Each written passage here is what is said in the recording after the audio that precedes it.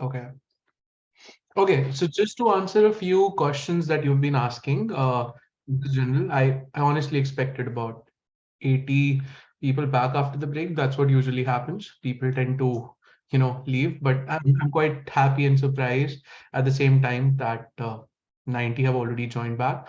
Assuming the other 10, 15 people or 20 people will be joining as we start progressing. Now, in terms of the timing, I see so much of stuff on the chat. Let me answer that one by one. As I said, the plan for the sessions is, Ruchir, if you're just listening, just keep an eye for the people who are joining in. I'll be talking to the people. Yeah. Okay. Coming back. So as per the plan, we will be starting at 10. 10 to 12 will be the first session. Questions last for like about 30 minutes to 12:30. 12:30 to 1 is 30 minutes break. We need that. Can't speak, continuously for 6 hours straight. Not humanly possible. Uh, and then from 1 to 3, I'm planning. Might extend to 3:30. It's going to be the second session. Depends upon how much time we take for the practical, and then last 30 minutes for the doubts. So the plan is all the way up to 4, but ideally, I am anticipating we should get free by 3:30 if you guys do not have any questions. So amazing to see about 94 of you are back. So that's kind of nice. That gives me, you know, that gives me a good idea that all of you are understanding and are catching along. It's just that since I'm the co-host, I'll have to figure out a way to mute the noise, but people joining the meeting is kind of a little distracting for me, but I think that's absolutely fine for now. As far as the attendance is concerned, attendance is just a way to keep a track for your certificates. Ruchika, just share it once again. And guys, just do not worry about it. If you're attending the second session, we can do that towards the end because we have quite a lot of content to cover. Let's get into the content, and then you can do the attendance and other sheets later on. Okay. Uh, Please do not get distracted. Have the form open. You could, fill that out once before leaving. But for now, I want all your attention back to cloud model. Now, for the next 2 hours, my plan is maybe we'll try to end the concepts in another 1 hour and start with the practical. But even if it takes longer, I want all your questions to be answered. We are not in any rush. The ultimate goal is everything should be clear to all of you. Okay. Now, we have covered about shared responsibility model, IAS, SAS, and PAS. Now, moving to cloud model. So when we talk about cloud model, there are three cloud models in which you could be deploying cloud. Again, this is a question that is very commonly asked in the AZ-900 certification. That what are the options when you come and deploy cloud? There are three major options. The first one is private cloud, the second is public cloud, and the third is hybrid cloud. I'll start by talking a little bit about public cloud. So public cloud is an option where you have everything that you could access publicly available to all of you. To give you guys an example of public cloud like Azure, AWS, Google Cloud, whatever you can go and you can create your account and start using is the public cloud. Private cloud on the other end is when you want to work with, when you want to work with the cloud, but at the very same time, you want some control. For example, you want the capability of cloud, but at the very same time, you want the control to be with you. You want the resources to be available just to you. That is when we have the, oh, so sorry. As I said, the joining is a little distracting, but yeah, coming back. So when we talk about public cloud, for those of you who have just joined, and I do not want you to miss out on a lot. So cloud, we are talking about cloud models. There are three ways in which you can deploy and start using cloud: public, private, and hybrid. Public cloud is the cloud that is accessible and available to all of us. We can just go create an account and start using it. Private cloud is the cloud that is only available to your own organization or maybe a group of your companies. So only you can be accessing it. So little more security over where your hardware is, still using the cloud capabilities. And hybrid is when you use a part of public and private. For example, let's say if we start a new company together, which is doing a lot of image recognition and data storage. So let's say the data is very, very private. So we might use private cloud for that, but image recognition is very expensive to host privately. So we might use public for that. So when you use two of them, you come into the hybrid cloud category. Does that make sense? We will be talking more about it, do not worry. But in simple terms, uh, if you look at the slide, it's about the private cloud. So private cloud is used by a single entity and provides greater control for the company's IT department, but also comes with a greater cost and fewer benefits compared to a public cloud. It can be hosted on site or in a dedicated data center offsite. So it's like you going and saying that I want the capability of cloud where I can just do one click and I can, create a VM, delete a VM, use what I want to, or automatically scale up, scale down, depending upon the traffic that is coming to the website. But I do not want this to be done. I do not want to share my resources. So in that case, you would be going for a private cloud. For example, let me come back to the property example. If you say that you want to, rent a property, an individual studio apartment, you might pay extra. Compare that to you say that, okay, I want to rent a shared room. I want to rent a room in a shared accommodation that's going to be cheaper, right? Same thing. Private cloud gives you total privacy. It's much more secure. It's the benefits of cloud. It gives you privacy, but it is expensive. On the other hand, public cloud, so public cloud is owned and managed by a third party, for example, Azure, for example, AWS, for example, Google Cloud, allowing anyone to access and use its resources. It is open to the general public in contrast to private cloud that are only used by single entity. Look at the difference. Private cloud only for one company, public cloud available for everyone. Go create an account, start using it. Okay, Mohammed, go ahead. I see your hand is raised. Sir, if I want to have a public cloud, so I have to create that cloud. That means the base infrastructure, the backend data center, I should be prepared. So what will be the difference between private cloud and on-premise data center structure? Okay. So that's a very interesting question. Now for the public cloud, if you are a huge vendor, a very big entity, companies like Azure can also help you build, or companies like AWS could help you with something like a private cloud. Okay, that depends upon the scale. First things first. Second thing, because by the definition of private cloud, it is used by one entity. It's not that that you cannot be using the infra of Azure, you cannot be using the infra of AWS. It's something dedicated for you. Now, in another example, a private cloud could also be you having your own data center. The difference between private cloud and on-premise is in on-premise, you create one machine, right? You dedicate it for one use. In a private cloud, you can have a user interface, not like AWS, not like Azure, something similar where you can create your own machines, delete your own machines. So you have the flexibility of creating and deleting machines very, very quickly, depending upon the traffic on your website. So you can automatically scale up, scale down, create more machines, create more resources in the real time. But with on-premise, the flexibility is less. So with private cloud, there are certain software that allow you to connect different hardware and then install the application on it so that you can use UI to manage it, but not anywhere close to the options that you get when you're using Azure or maybe let's say uh, AWS.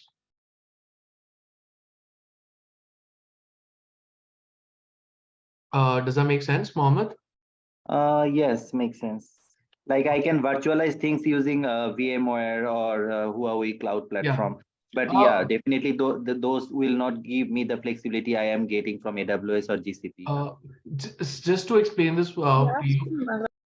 Okay, just to explain this to you, in an on-premise solution, you can virtualize, but the virtualization needs to be done manually. It's not, automated. Something like a load balancer, something like auto scaling. The Yes, cloud concepts used on on-premise is what you can think of a private cloud. It could be called a private cloud. yes. So it's something similar, but it's just the terminology changes. So if you are owning it, obviously private cloud is like on premise. The difference being you have to have software like auto scaling. So if more traffic is coming, you're just going up. If less traffic is Yes, coming, I have to design the load balancer based on the real yeah, traffic. yeah, I got it. Yeah. yes, yes, yes. Okay. Before I move on to the hybrid cloud, someone just quickly asked me a question. What is the definition of cloud from a professional standpoint of view? So I'll be very brief on this. I'll just walk you again to the starting slide.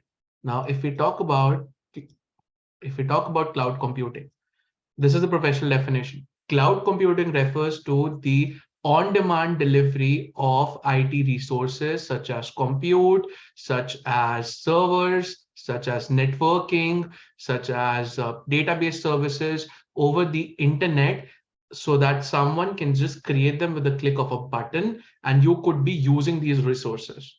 Okay. Again, this definition will be better understood when we do the practical.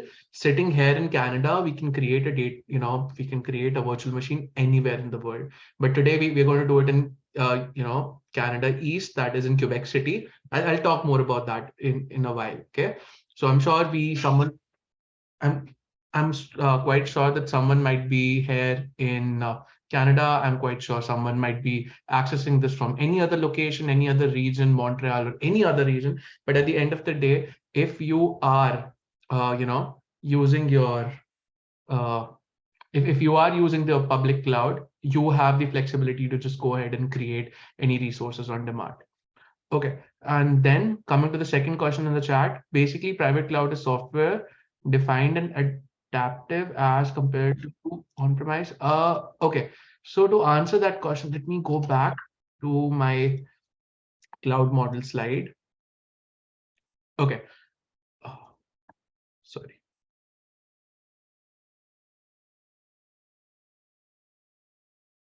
Okay, so when we talk about the private cloud, let me explain it one more time. A private cloud is used by a single entity. So only one owner, not owned by multiple people, just one owner. And it gives you greater cost, but you have more control because, by cloud, you have just deployed something with Azure or something with Google or something with Amazon at some other location. You cannot physically see the location. So people naturally have this concern, right? Since it's not my hardware, what if someone else is accessing it? Though they don't, they have very strict policies around that. But that slight, fear that my data might not be handled properly, I might not have the availability, I might just lose people accessing the data, I might not have confidentiality anymore. That fear makes people or certain industries that are very critical on data go with the option of private cloud, where you have control over your own data center, where it's like, okay, it's these systems, these server are not running instances for someone else. They're only running instances for your organization. That is very dedicated.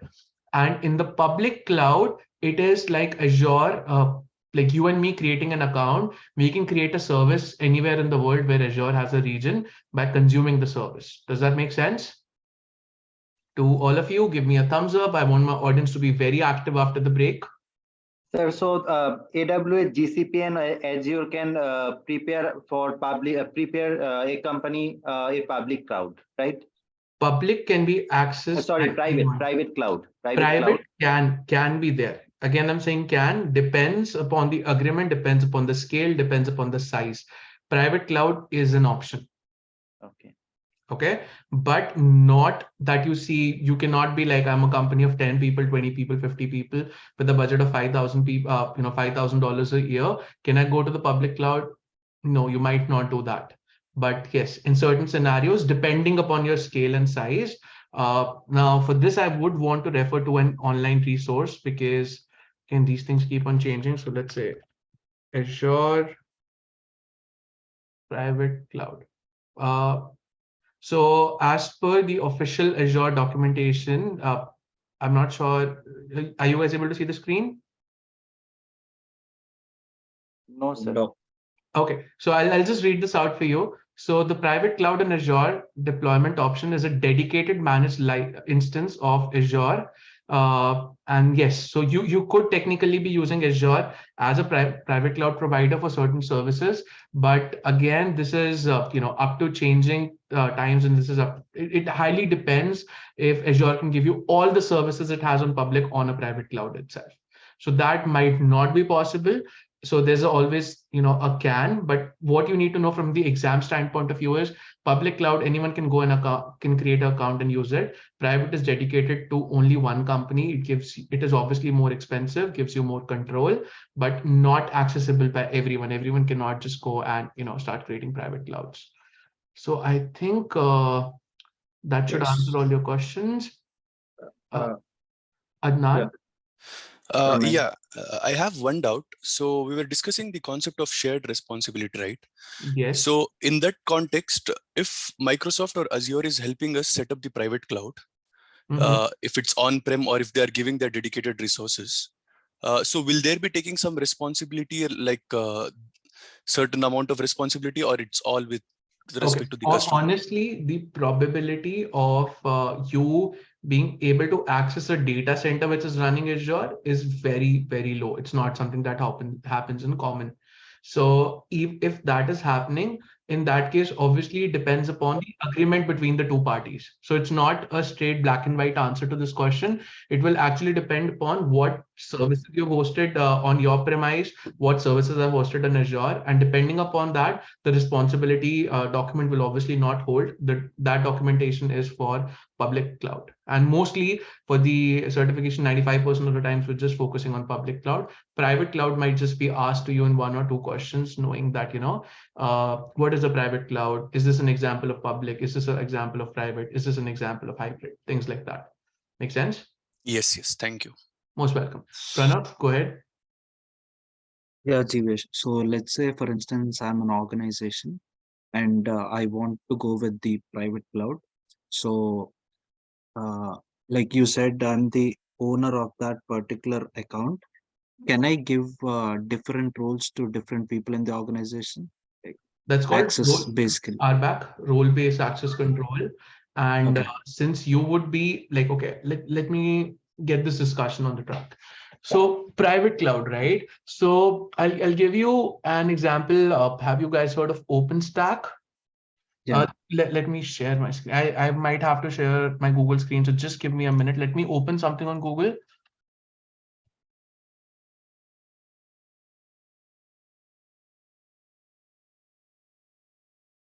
Just a sec.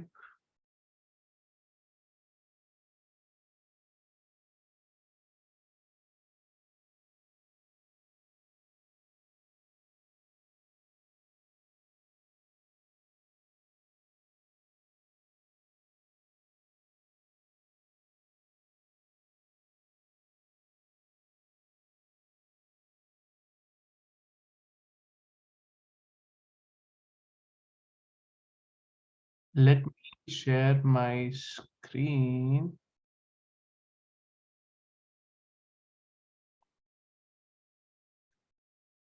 You guys can see it. Yes, Jivesh. Okay. So as I was talking about OpenStack, so OpenStack is one of those technologies that you could be using to have your own private cloud. So they have, let me see the OStack. Okay. Yeah, I think this is a very good example. And since this is an ad hoc question, not a part of our course, but since someone has asked it, I want to, I want to answer this. So, and I'll come to the chat because a lot is going on in the chat. So just hold on. So it's not Stack Overflow, obviously, it's OpenStack. So when we talk about OpenStack, this is a cloud operating system that controls large pools of compute, storage, and networking resources throughout a data center, all managed and provisioned through APIs with common authentication mechanisms. So in simple words, you could be using something like OpenStack to have your own private cloud. Forget the idea that Azure or AWS are giving you their private cloud. Again, as I said, that's not something which you'll see in common. Okay. I do not want to get into those use cases because a lot of information about that will not be available publicly. That depends upon the arrangement between two parties, right? So that's why I'm not going into those details, just talking in general terms. Public cloud, someone asked me for an example, Azure, AWS, GCP, any place where you can go and create an account is a public cloud. Talking about the private cloud where you have your own data center and you want the flexibility to create your own machines, scale up, scale down, things like that. You can use something like OpenStack, which is a cloud operating system that controls a lot of services like compute, storage, and networking, so that it makes your life a little easy. So throughout your data center, you can be running this operating system or the softwares that come along with it. It is as it is similar. It will give you an experience somewhat like what you get on Azure and AWS. You can on demand create scale resources, reduce resources, but remember, there is a limit. If in my data center I totally have 5 machines with 64 CPUs each, so 64 multiplied by 5 is the maximum number of CPU cores I have. I cannot be giving a machine more than the CPUs that I have, because that is my foundation in terms of resources. Does that make sense to you guys? Again, this is not a workshop topic. This is just an answer to the question. So even if you do not fully understand it, don't get confused. But Pranay, did this answer the question? Yeah, got it, Suresh. Okay. Awesome. So just to say that once again, private cloud is something which is owned by one entity, for one entity, used by one company. I like how the cloud works, so that I can create, scale up and scale down my application. In total, this is the hardware that I have. I cannot scale up out of this. So I can use something like a private cloud solution. So OpenStack is one of those operating systems that helps you manage your data center. So again, not something very easily testable on one machine. You need to have 3 or 4 machines to test this out. Again, I was working on an OpenStack project 2 years ago. It made my life miserable. I was having 64 GB RAM in my machine, and I created like 2 or 3 instances of virtual machine, and my system crashed badly. So uh, it is basically a technology which I think will work best only with some large scale appliances. You cannot be testing them with a few couple of machines. You won't be able to use them fully. Now going to, what about OpenShift? Guys, honestly, the products of private cloud are vast. It's not a part of the certification. Let me leave these questions unanswered till the last. If we have some time, we could be discussing about them. That's totally your call. But for now, I'll strictly stick to the content, because many people are totally new and they might not, understand everything. So I just want to be fair to everyone to make sure the content is covered in the time we have. So not going very deep into that, but simple terms, public cloud example is Azure, public cloud example is AWS, public cloud example is GCP, or IBM cloud, or Oracle cloud infrastructure. There are so many that go on. Okay. Private cloud, limited to your own organization. You can use the features of automatically increasing the size of your machine or deploying more machines as the traffic comes in. So automatic load balancing and stuff like that is all a part of the private cloud. That's what makes it different from on-premise, but you are responsible. So to answer your question, I think, I don't know who asked the question. In shared responsibility model, private is nowhere in the picture. So throughout the certification, throughout the course, these entire course and certifications are totally restricted to the public cloud. You should just know, if someone wants to, use the similar functionality of cloud with their own data center, private is an option for them. Comes the hybrid cloud. For example, now this is practically used. So many companies want to use Azure for certain services. They might want to use their own cloud for the remaining services. That's where they could be using hybrid clouds. So a hybrid cloud combines both public and private in an interconnected environment, providing the benefits of both. It allows for flexible resources allocation and can enhance security. So private clouds can use public cloud resources for temporary surges in demand, providing a cost-effective solution. For example, you have your own private cloud. You have a maximum capacity of handling, let's say, 1,000 users. Again, this is an example. If you get 1,200 users or 1,500 users or 2,000 users, you cannot add on your public cloud. It's not magic, right? It has an upper cap because the resources are left. The resources are bound. So if you want to scale that up, you might have to use something like Google or something like Azure or something like AWS to handle the additional workload. Does this make sense to you? Give me a thumbs up if it does.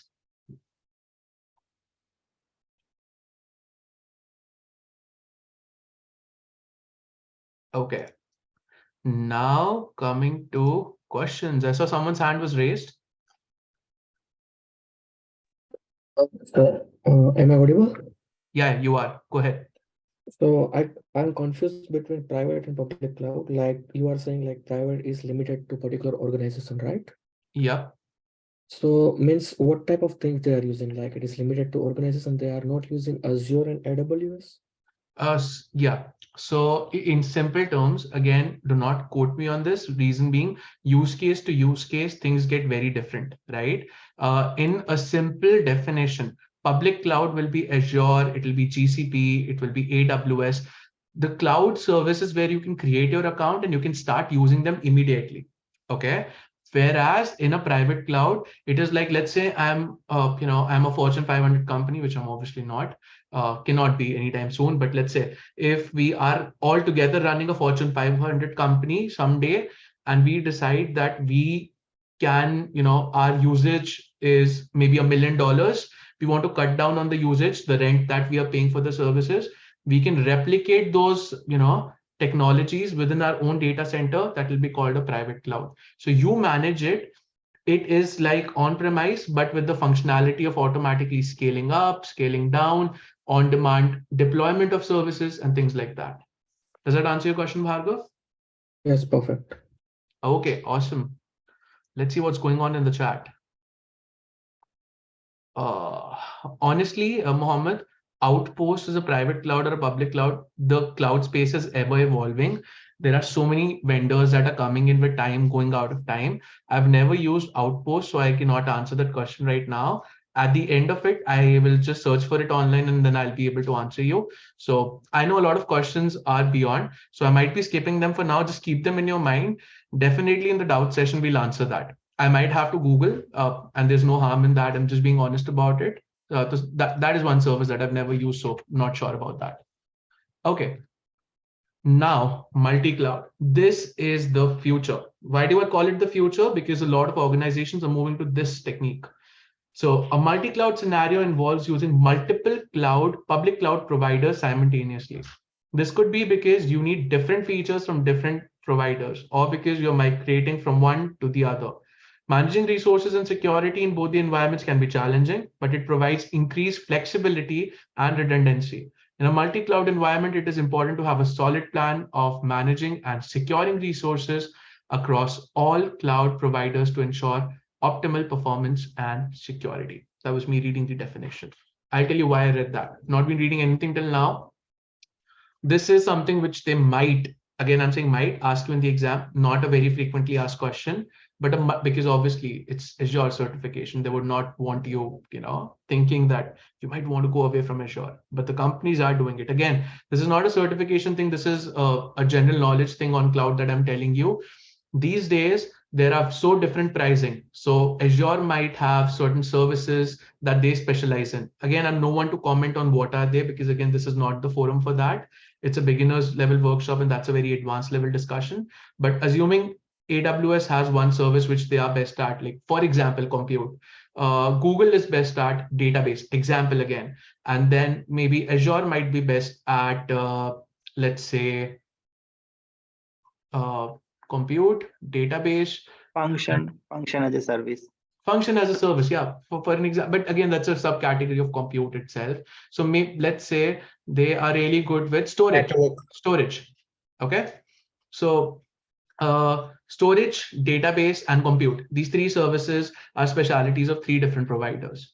These days, companies are so critical because, again, as I'm saying, the cloud cost is not in a few dollars anymore. We're not talking about 1, 2, 3 machines. If you talk about organizations, we are talking about 100,000 machines, 200,000 machines, and beyond, virtual machines. So when you have that kind of machines, you are paying bills worth millions in dollars per year, or maybe potentially even more. So that's the kind of money that you are paying to these cloud service providers. You want maximum value for the dollar that you're spending, and that could be achieved by, let's say, I'm using compute from AWS and then storage from Azure, and then maybe analytics or database from Google, and then combined. So this will make sure that I'm getting the best of all the worlds, whatever they specialize in.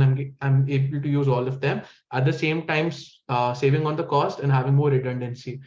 Observability of as we talk further, we'll talk about regions, region pair, and a lot of other concepts in Azure, which give you fault tolerance. That is, fault tolerance is basically, the probability of things going bad, for the probability of a data center not working, probability of your website being down. Not something very common, but let's say if your application is very critical, for example, the stock market, just an example again.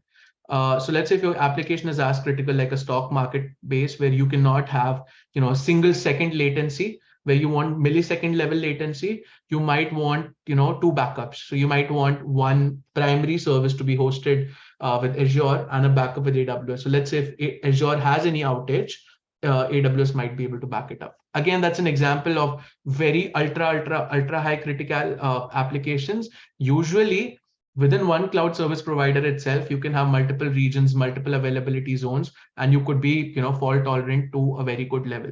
But the probability of 2 data centers going down is low. Probability of 5 data centers going down within Azure is very, very minute. The probability of Azure and AWS going low at the same time is next to impossible. And there's obviously, you can never have 100% uptime guarantee. That's just a myth. You cannot have it. It does not exist in the industry, because you never know when a 0-day attack might come in, and when something might just go wrong. But in simple words, to make your system more and more resilient, to make your system more and more secure, you just go for a multi-cloud environment. Does that answer? Does that clear the concept of multi-cloud? Using more than one public cloud providers to reduce the cost and be more redundant. Yes, Pranay. Yeah. So I know this is not a part of this, but I just want to make it clear. So we have this concept of regions, right? Like Yes. different data centers which are isolated from each other. Let's say, Just for wait for instance, that for a bit. That's okay, all covered got in it, got today's it, content. got Okay. it, got it. Yeah. So okay, so someone has asked me a question. Does it cause latency if used multi-cloud storage and compute separately? Obviously, yes. So that is one drawback. If you store one thing in Azure, one thing in AWS, you're making an internet connection between them, right? Because Azure and AWS are not linked. So whenever you have this internet connection instead of an intranet connection within the same cloud, you would be experiencing latency. Uh, Junshan, does that answer your question? Yes, thank you. Okay, awesome. So let's move further. Azure Arc. So Azure Arc is a collection of technologies designed to manage cloud environments, whether they are on Azure in a private data center, in a hybrid configuration, or in a multi-cloud environment. By using the Azure Arc, organizations can manage the resources in a unified and consistent way, regardless of their location or cloud provider. So Azure Arc is one of the offerings by Azure, where there are it's a collection of multiple technologies where you can use uh, one single dashboard, or let's say one single interface to manage multi-cloud environment. So this is from the exam standpoint of view. Again, let me tell you one thing very clearly. It takes years and years to become an expert in cloud. The fundamental certification needs you to know what is the meaning of each and every service. Running the service is a totally different story. If we start running all these services that Azure expects in the certifications, it might as well take us up to an year to understand and be an expert in them. It's totally possible. So these services are in depth. Let me clarify this once again. Azure Fundamental Certification wants you to know about all the services that are covered in the content, but in a very broad level. They do not want you to be able to run them, because again, they're very, very complicated. It's not a one-click service. So if it asks you about Azure Arc, all you should know is it's a collection of technologies that can be used to run either hybrid or multi-cloud environment. So either uh, to control the services, control the resources that are on Azure and also outside Azure. Does that make sense to all of you? So in simple words, I'll say this once again. Azure Arc is a collection of technologies which are designed to manage Azure along with, if you have a private cloud. So Azure and private, it's going to help you manage the hybrid cloud, or it can help you manage a multi-cloud environment. So Azure and AWS, so that you have one unified way So, one unified way where you can access multiple resources simultaneously. Is this clear to all of you? Give me a thumbs up if it is.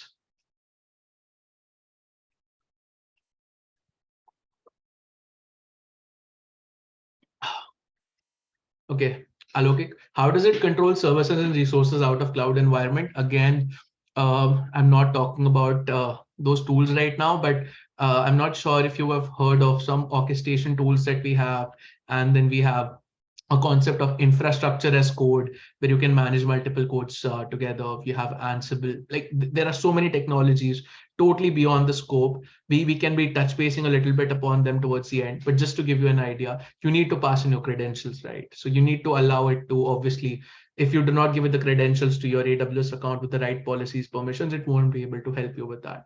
If you don't give it the credentials to your OpenStack deployment in your data center, it won't be able to access that. So you need to obviously give the credentials, you need to give the roles, you need to give the policies, and only then will it be able to do that. But this is from the exam standpoint of view. Azure Arc is a collection of technologies that are used to manage a hybrid cloud or a multi-cloud environment. Okay. Now, this slide, I guess we have discussed this, so this should be very evident. Benefits of cloud computing. We've been talking about cloud computing since morning, but what are the benefits? Why would someone want to use cloud computing?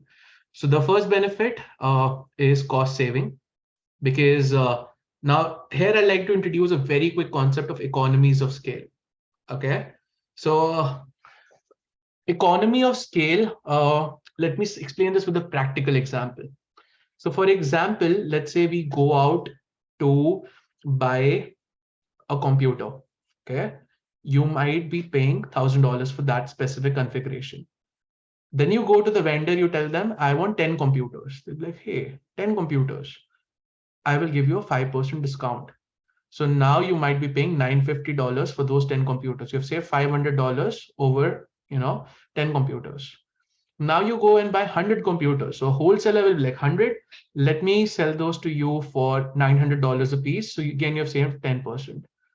Similarly, if you go and buy 100,000 computers, your manufacturer, let's say if the computer is by Dell, if it's by IBM, if it's by HP, MSI, whatever brand you're buying it from, they're like, for 100,000, maybe I could give it to you for $600 because you're saving a lot. Like since you are, you're paying less because you're buying more. And that is what is economies of scale.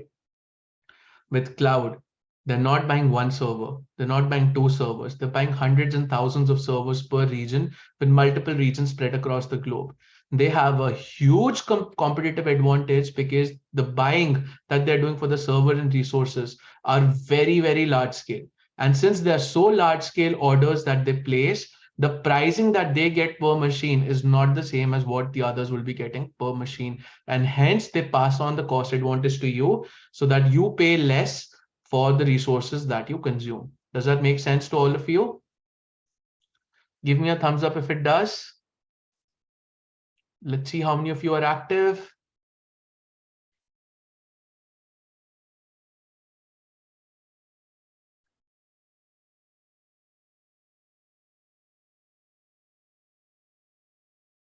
Okay.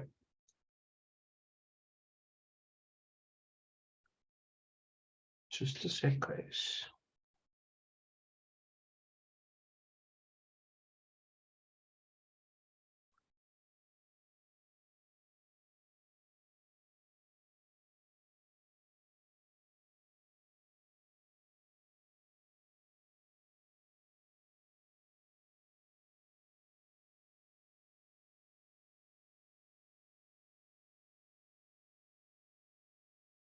Okay, so sorry for that. So that was for the workshop itself. I had to answer back to a very quick message for so that the slides could be shared with all of you. Just had to give the approval. Okay, so yeah, I'll Munib, I'll just come back to the last concept. The concept is economies of scale.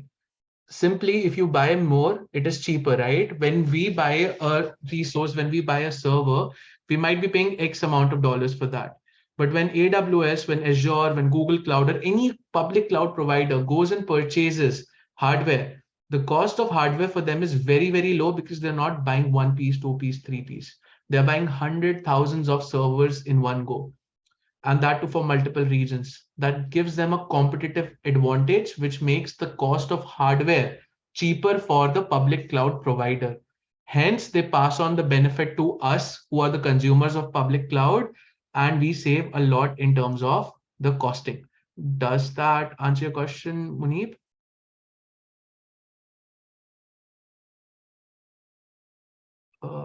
Okay, I do understand that everyone is not in a spot to unmute. You might have background noise and stuff. So yeah, if that doesn't answer your question, you can ask it again, but I hope that does.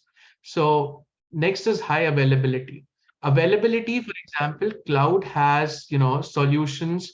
They have regions, which we'll talk about in a while, spread across the globe. So there might be a region, there are two regions in Canada that I'm aware of in the east. So one is center, that is close to Toronto. One is in east, that's close to Quebec City. And then you have some in west, you have some in US West, US East, Asia.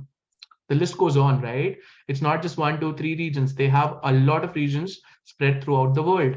So the probability of your application going down is very, very low. Let's say if there's a power outage in the entire country, you can have your regions in multiple countries. If something goes bad in one, region, you can have the other region backing up the resources for you as a backup region. So if this website doesn't work, host the one in US West. So one website is hosted in New York, second is hosted in California. If the New York data center does not work, go with the California data center. Okay, that's high availability. Scalability. Today I want one CPU, 1 GB RAM for my process to work. Tomorrow I feel I want two CPU, I can just scale up. I want 10 CPU, I can scale up. I want 100, I can scale up. I want to come down to one, I can scale down. So it is scalability. Depending upon my utilization, I can always add more resources, reduce more resources. Last, security. This technology is used by so many people. It's more of like a tenancy model or a shared model, shared resource utilization model. That gives us the advantage of security. Now, one thing I never mentioned in the beginning, let me give you one very good example that I've been giving in my workshops, which people, newcomers to cloud understand very easily. Let's say if one of you wants to buy a laptop, a gaming laptop, and that costs you $3,000. Okay. Your utilization for that gaming laptop is only 8 hours in one day. That is from 12 a.m. to 8 a.m. And then you have your roommate who has to use the same laptop, and their requirement, their job starts at 8 in the morning all the way to 4 in the evening. So they want the laptop from 8 to 4.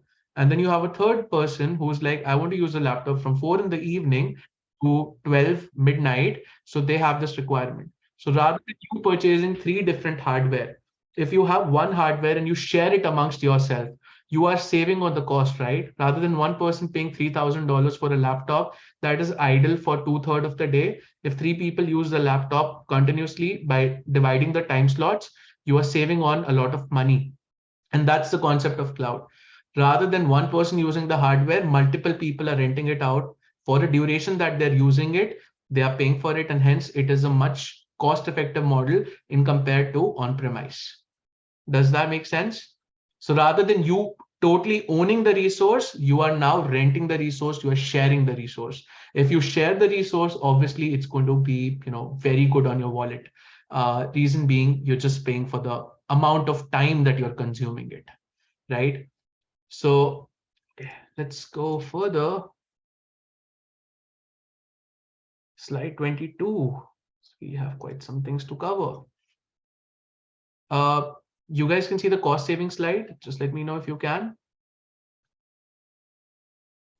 Yes, sir, we can. Okay, perfect. So cloud computing is an operational expenditure model. We talked about this already, OpEx. As I said, everything I'm talking about is already there in the slides. Okay, so you don't need to make any additional notes. Just by reading these slides, I am quite sure it is going to cover majority, I would say almost everything that's going to be asked in the certification exam.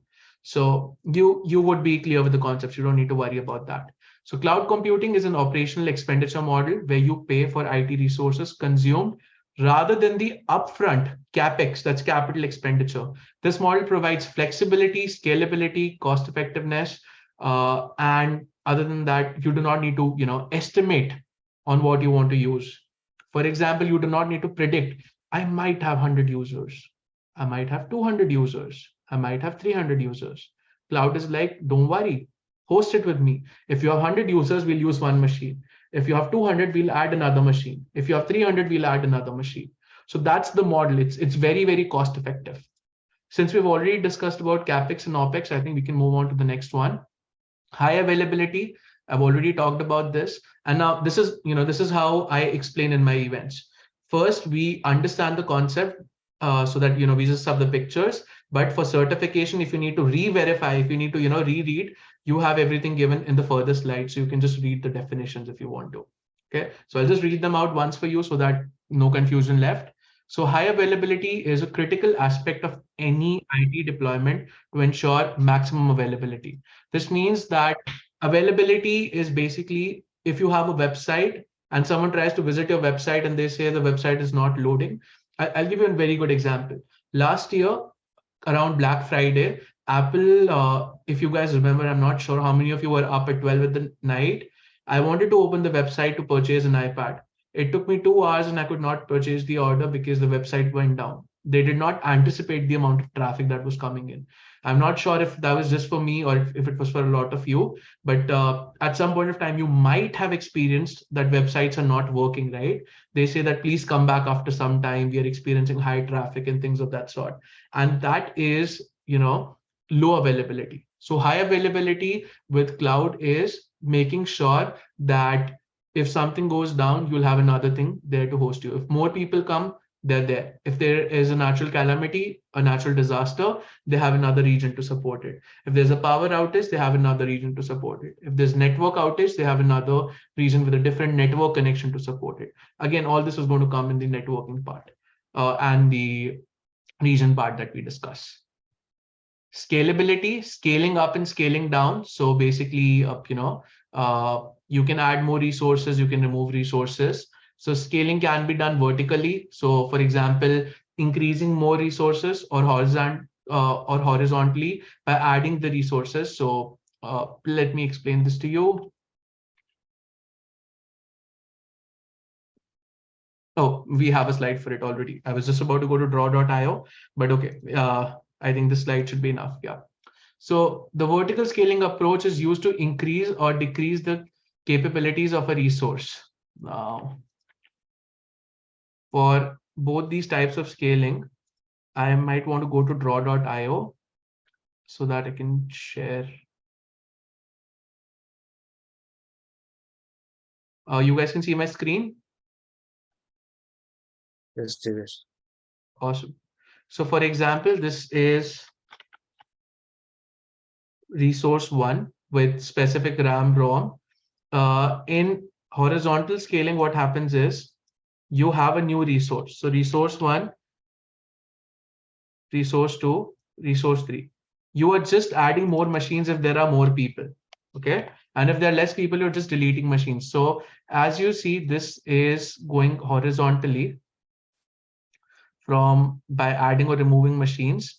It is going in this vertex. So we will call it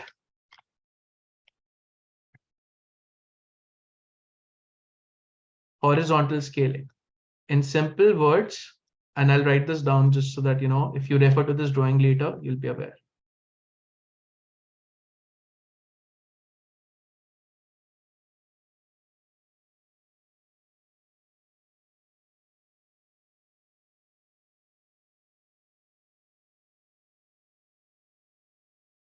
Okay, so if the demand goes up or down, you just go and add more resources, right?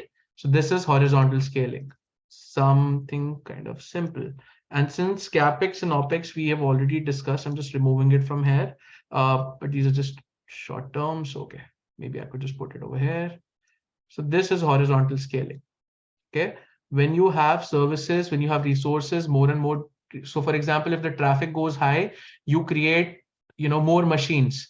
So that is going that is scaling up horizontally. So you had the first one, you got the second one. Let me use a different color. So you had the first one, you got the second one, you got the third one. You could scale up by adding more, you could scale down by removing, but you are just changing the number of resources with traffic going up or down. In vertical scaling, vertical is up down. You are making your resource thicker or thinner. Let me talk about that. Let's use maybe this color. If the traffic goes up, you add more RAM to it, add more disk to it. You're not getting a new machine, you're just changing the size of your current machine. So let me get this. Let me get this for you. And this is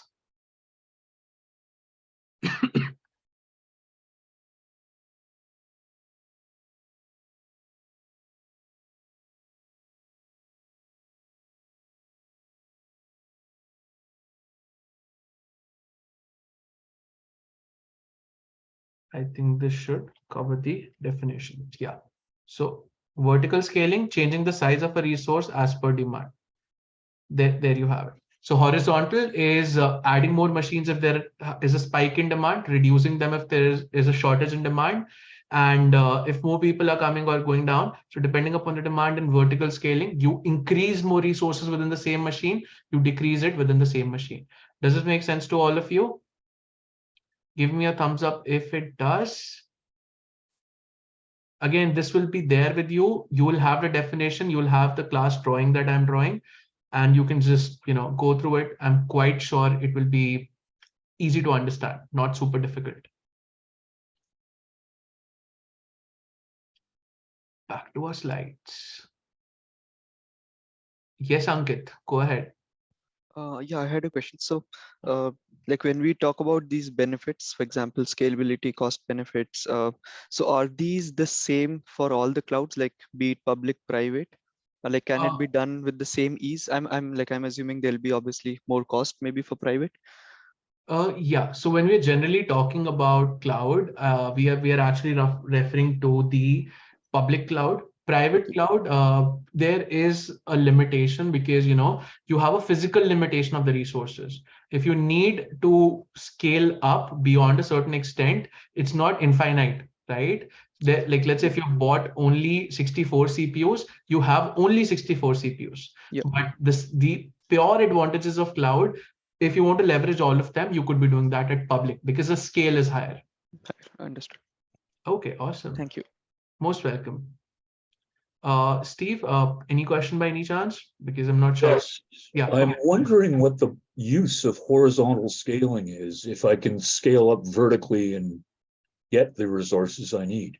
Why add machines? Okay. So basically, it actually depends upon the use case. Let me go back to sharing my pro.io. Okay. So what happens is, for example, if you have an application that is throttling out because of the number of users, it makes more sense to scale horizontally by adding more servers that can support your users. But let's say if your application is throttling out because of one user using a lot of CPU. For example, if you are using an application which is doing some image recognition and you're getting heavier workloads, so in that case, by adding some extra RAM or adding some few extra CPU cores might solve your job. It depends upon the workload. So if it is for one user where you're lagging the number of threads, for example, machine learning algorithms or facial recognition, or maybe some very strong computation, you might want to scale up vertically. Other than that, if you have more number of users and small problems, you'll be going horizontally. Okay, thank you. You're most welcome. So yes, it again depends upon what your use case is. You could scale vertically, you could scale horizontally. Totally depends upon the use case that we are following. So coming back to sharing my other screen, there we are. Okay, so we are on slide 31. So that's kind of good progress. My plan is to go close to slide 50 for today and then do the practical. Let's see where we can reach, but no rush, absolutely. Ultimately, I'll make this a point to the organizers as well. Now, the workshop's main focus is to solve as many doubts as we can and prepare everyone for the certification. Practical is something which we might try, but since the number of doubts that I'm getting since morning are above the average, I'm going to focus more on solving the doubts and preparing everyone for the certification. Practical is nowhere required for the certification. It's good to know for your knowledge. So I'll definitely have the basic practicals for sure. But in general, my focus is going to be to cover the content and answer the doubts for the students. And then with whatever time we have, we will do the practicals as well. Okay. So because ultimately certification is the main goal out of this workshop. Uh, okay, going on to security. So cloud features support governance and compliance with set templates, auditing and automatic updates to ensure resources meet standards and regulatory requirements. Now, basic stuff. You might have heard of many regulators. Like we have a few for payment and credit card industry. We have HIPAA for healthcare. We have FINRA for finance. Basically, when you are in specific fields, if your consumers are building application for finance, healthcare, or personally identified information, which is dealing with some government bodies, the regulatories requirements are very, very important. So mostly clouds, public clouds are compliant with those requirements because they have multiple data centers. They encrypt your data at rest, they encrypt your data in transportation. So they follow all those requirements. They're compliant. I'm not saying your data will always be compliant, but if you follow the right steps, your data can be compliant. Make sense? So if you're following the right things, your data is going to be secure the way it should be. So security is built in the cloud. So protection against DDoS attacks, that's distributed denial of service, or good governance, early secure, well management cloud footprint. Everything is like the best practices are followed for ensuring that the data centers are following the best practices. And this goes with every cloud provider. So that's why we say that cloud computing is secure, because it's not done for 1%, 2%. It's done at a very massive scale. So there are very strict audits that are done at public cloud providers, because a lot of companies are trusting these, for their own data. So you don't need to worry about that. Majorly, Azure comes with the backing of Microsoft. The name says for itself. AWS comes with its own backing with Amazon, and Google Cloud is Google, right? So no XYZ company is just going to open their public cloud and people are not going to trust it. So obviously that does not work that way. You have some major players. That's why they are very prominent. They have a very prominent footprint in the industry. Though there are other companies that are coming up, but the match is not very close. Okay. Now talking about Azure physical infrastructure, whatever we discussed till here, you need to know about them. It's from the exam standpoint of view. Azure physical infrastructure will just be touch basing upon it till the extent it is required. So this is a little theoretical. This is how Azure takes care of what happens in Azure. You go to Azure, you click that you want a resource. What happens in the background? So obviously they have to have their own data centers, right? So these next few slides are going to talk about how that works out. So the physical infrastructure of the Azure cloud consists of data centers located around the world, which are owned and managed by Microsoft. Now, this is again important information from compliance standpoint of view. They are owned and managed by Microsoft, which means that you are relying your trust on the provider of the cloud. And that's why I said tomorrow, if you, me, or someone else just says that we want to open our own public cloud, people might not use it because there's a lot of trust, right? You are renting it out. The data is still residing with someone else. So you want to be sure that the public cloud platform is secure. If it is not secure, if it is not, worthy, or if you have some trust issues, you would never give in your production data or your critical data on a cloud infrastructure. That's why it's very important for us to know Azure is a very backed up company. It is a very reliable solution because it's managed by Microsoft. It is a very huge, again, I'm focusing on the fact that Microsoft is a big brand name. The probability of something going wrong is kind of less, not something very common. So these data centers are highly secure facilities. Again, very important. So they're physically secure. That means no one can just go and pull out a data center and run away with it. So that's not how it works. They have redundant power. Now, redundant power means, let me explain this. They're not using power from one source. So for example, if I want to open a data center, not me, if Azure wants to open a data center in a region like Montreal, if they want to, they'll not just rely on one power source. They might have generators, they might have batteries, they might have, a backup. So even if the power goes down, they will have some other source so that the data center does not shut down. Make sense? The PowerPoint clear to everyone? Give me a thumbs up. Honestly, I would have loved if this was an offline session. I could have seen all your faces and known that everyone is understanding. As a trainer, it's very important for me to, make sure that everyone's understanding. So please be, a little interactive by just giving a thumbs up. It won't take a lot of your time, but for me, it'll give me an idea. Okay.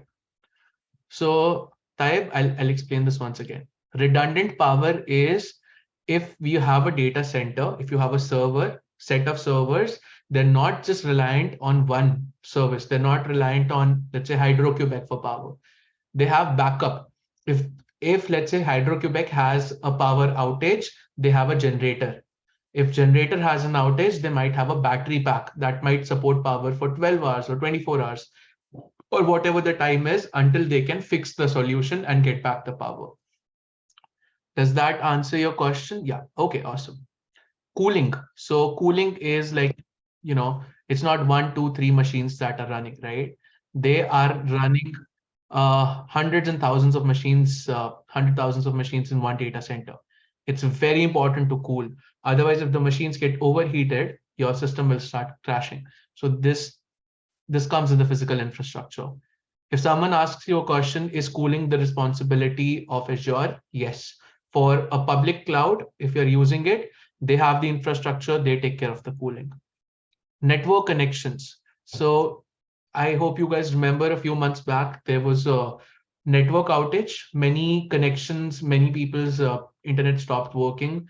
I think that happened prominently in Ontario. I'm not sure if Quebec faced it because I did not face it on my cell phone, but I heard some people face this issue that the network went down for certain providers, for certain internet providers. So what they do is they make sure that they have multiple, they're not just relying on one service provider. They have more than one, so that if one goes down because of any reason, they cannot say that, today I'm not working because this provider went down. They have a backup, so it's redundant. Does that make sense?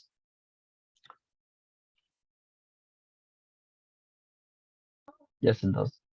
Awesome. Okay. So the goal of all of this is to ensure maximum uptime and availability, to make sure that the applications, the people who are relying on them, all the things that they're using, all the services that they're using are available and have a very good uptime. They house thousands of servers, storage devices, and networking equipment, which are all interconnected to provide the computing resources required to support Azure services. Microsoft uses advanced technologies such as AI and ML to optimize the performance, efficiency, and security of physical infra. So I'm not talking about the AI service, but these are experienced people, so they know that they have a lot of data, right? Because they're working at a huge scale. Almost all the companies are using their product at some place or the other. Knowingly, unknowingly, we might have all come across one or two of the products which might be running on their cloud on their cloud infrastructure. And for that very reason, they have a lot of data. So they know the probability if something is going to go low or something is going to work out. They know it better, and hence the physical infrastructure is taken care of, like security, power supply, cooling, networking, everything is redundant. So they have multiple layers of security, like physical security, barriers. People have segregation of duty. No one can just go in and work in a data center. It's highly protected, it's highly secure. It has multiple cooling systems. It has multiple disaster recovery systems. Like if there's a disaster or something, they know how to recover that. They're all connected to each other. They have multiple networks. They have multiple power sources. Yes. So if anyone has any questions with physical infra, raise your hand. Let me answer all of them, and then we'll go to the next one. Starting with you, Mohammed. Thank you, sir. Like for my data center, I have two internet providers, Yes. company A and company B. Yes. So it ensures that I have redundancy. Yes. But both the companies are taking the internet service from company C in the backend. Then it is not redundant. Then it will not be. And again, this again depends upon SLA. If company A is saying that they will have a uptime of 99.99%, company B is saying they have a uptime of 99.95%, you could be taking them if they're from different source. But if there's a company C which has a uptime of 99.99%, in that which is providing A and B, then in that case, obviously that's not called redundancy. You cannot be taking from two branches of the same tree. You need to have different providers. Okay, sir. Okay. So any more questions on physical? Yes, you can go ahead. Okay, so I'm sorry if you don't want me to answer, if you don't want to answer this question. It's more about security. Just really about it. Is there a problem? No, go ahead. Go ahead. So you said that when it comes to big companies like Microsoft, they have really good security. So you know that nobody's gonna come from, I don't know, outside and try to steal the drive or something like that. But what about, for example, the company itself, like Microsoft, collecting data, maybe because for any reason, like maybe to make profit, to sell the data or things like that. So what protocols are there to ensure that, for example, as a company, my data is my data and the data of the users of my services are secure with Microsoft? Okay, that's a very interesting and a very good question. So companies which are providing public cloud, as I said, they're compliant. So obviously they have audits. So when they have an auditor, they have to answer questions like, how will they make sure that the company is not at fault? They have controls for that. They have governance around that. They have external auditors that are checking them. Internally, if an employee does not turn out to be malicious, they have roles for that as well, like segregation of duty. Let me give you an example. When I work in a corporate environment, I might not have access to all the data. I might have certain part of the data. Other person might have certain other part of the data. Third person might have, third part of data. So multiple people are required to get it. The people of multiple people conspiring to, cause harm is potentially low. And then obviously, like in terms of if Microsoft is not doing anything to your data, the only answer to that would be the auditors. So since they are compliant, they are following the right protocols. Third parties are auditing them. So definitely they should not be doing anything wrong. All right. All right. Thank you. So again, that's what when it comes to cloud, it is all about the trust. You are trusting the provider. You're relying your trust on them, and you are hoping that they don't do anything wrong. And just to give you in return as a proof, they go through audits and they share the audit reports with you. I'm not sure if they do it publicly or not, but they are compliant, and that kind of makes the thing that. I am no one to govern for Azure or AWS or Google, right? But the thing is, if we have to use one of the providers, the probability of something of that magnitude happening is slightly low because there are so many people involved, and I hope they're not doing anything of that sort. But like I cannot speak on behalf of a vendor, obviously, but they'll definitely have a lot of rules in place that will be making sure that this kind of thing does not happen. Okay. Now comes the part which is a little important. Okay. By the way, just one more thing. Yeah, we can go take this up later on, but as far as I know, for the audit, for what like the standards around the data protection, I'm quite sure it will be published somewhere on the Microsoft website as well. We can take that up in the doubt session maybe today, or if we have some time. If we don't have time today, we can take it up tomorrow. But that was a very, very good question. Okay, now coming to regions, and this is a very important part. So for all of you who have been distracted a little bit, I want your 100% attention for the next 15 minutes. We understand a very good concept. So it is 2:10 right now. I'll see if we can finish this by 2:40, 2:45, so that then we can start looking into the account creation the next 15 minutes. Okay, so please listen to this very carefully. It's very important bit. Definitely quite a few questions on this in exam. So Azure is divided into regions, which are geographical areas on Earth that have been, that have one or more data centers located close to each other, and they're connected by a low latency network. And Azure uses these regions to allocate and manage resources to ensure that the workloads are evenly distributed. That was all about the definition. Let me show you a practical. Again, what I'm going to open now is going to be a little slow because the website is designed in such a way it's something by Azure, but it's a very interactive website. Let me open that for you. Give me a moment. I'm just about to share my screen. Let me open the website.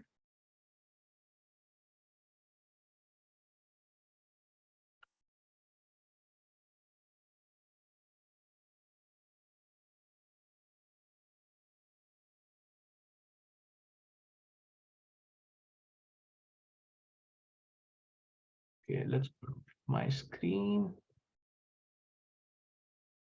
Okay.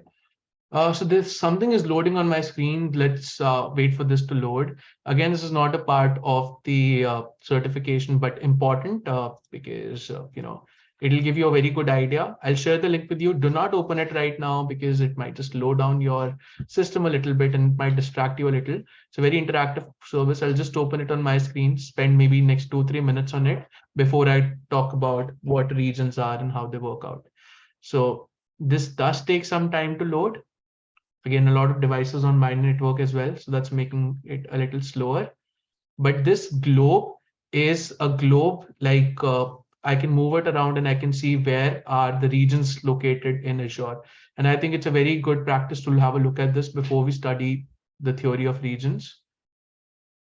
So just give it a few seconds, but I think it might take about 30 seconds to load. In the next 30 seconds, if anyone has any question that was unanswered till now is your turn while we wait for this to open up.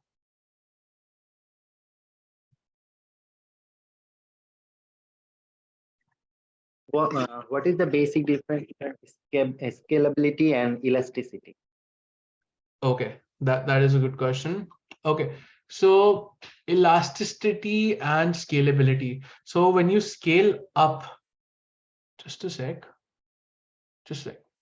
I have something from the organizer. Let me reply back. Just 1 sec.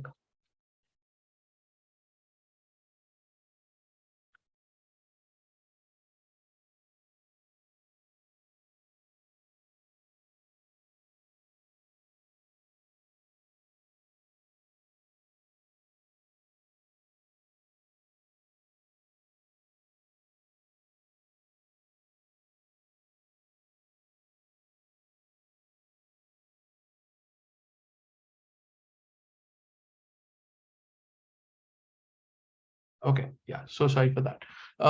Can you ask me a question once again? I just got distracted. It was something important I had to reply to. We had a slide regarding scalability. So my confusion is what is scalability? What is the difference between scalability and elasticity? Okay, so these are very similar concepts, and that's a good question again. Scalability is, for example, you go and you have more requirements. For example, you feel that your website is not performing up to the mark with 10 GB of RAM or 15 GB of RAM. You manually go and you plan that let's go on 20 GB of RAM. It might solve the problem. That is you thinking proactively or you thinking because there was an outage. That is scalability. Elasticity is you telling Azure that, hey, Azure, this is my requirement. Just see if whenever the RAM utilization is 80%, automatically scale up or scale down. So scalability is the act of adding or removing sources, whereas elasticity is automatically the scale up and scale down depending upon the number of users that are visiting that. Does that make sense? Yes, sir. Got it. Okay. Again, this is much slower than I anticipated. Not the best experience, sure. But okay. Let me see. Jeevesh, Yep. yeah, sorry to interrupt. Go ahead. Go I ahead. have a question. Like Yeah, you yeah. can complete it. Yeah. So my question is like earlier you said about this, like we can use AWS, Azure, and like it's a multi-cloud kind of a thing, right? We can use different. Oh, okay. different services from different cloud service providers. Yes. Yeah. So let's say, for instance, if one of the service provider is down, Okay. but we have multiple regions and every region have a backup kind of a thing, right? Yeah. So that will happen, or like, let's say Uh, for instance, let's take Azure. We mhm. have multiple regions and it's geographically distributed. Yeah. It's down in one region. It will Yeah. not in our instance. So it doesn't happen that our service is down. Our service will be down because we'll have a backup in other region, right? So what is the purpose of using different like, I get your question. See, yeah, again, with security, with availability, you can never say anything is 100% available. You cannot say yeah, anything is 100% secure. There's always this percentage that comes, that minute. Whenever you see a cloud service provider, they might give you an uptime of 99.99%, 99.99999%. No one would say it's 100%. It has 100% uptime. So because of that reason, if you want to have, if you want to have additional layer of security, you could go and you could do that. Does it answer your question? It's like having a backup for a backup. It's not okay, it's not a yeah, common yeah, practice, but it's very, very rare. yeah. It's like being 100%, Again, not hundred you percent, never say like the word nine, 100%. yeah, yeah, It's getting yeah, as close as you can to a like polite resilient line. to the particular instance. Meaning. Yes, yes. Okay, got it, got it. Okay, awesome. Bhargav, elasticity means we can scale auto scalability groups and we can scale up onto traffic. Absolutely correct. So scalability is scaling up, like adding more resources, or scaling down, reducing resources. Elasticity means that when you have some rules written around it and it can automatically scale up or scale down. Does that, I think that clarifies, right? If it doesn't, raise your hand and let me know. Okay, in the meanwhile, the global infrastructure map is opened up. That's kind of nice. Please pay attention to my screen. I'm not so sure if it will be loading properly or if Zoom is having that lag. Let me show you what I had to. I'll wait for it to load. I'll not be impatient. I'll let Canada come in front of my screen and then I'll continue.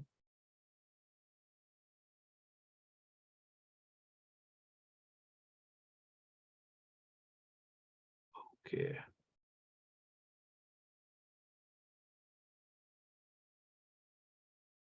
Here we are in Japan.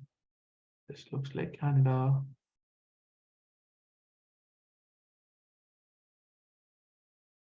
Okay, so I hope you guys can see this.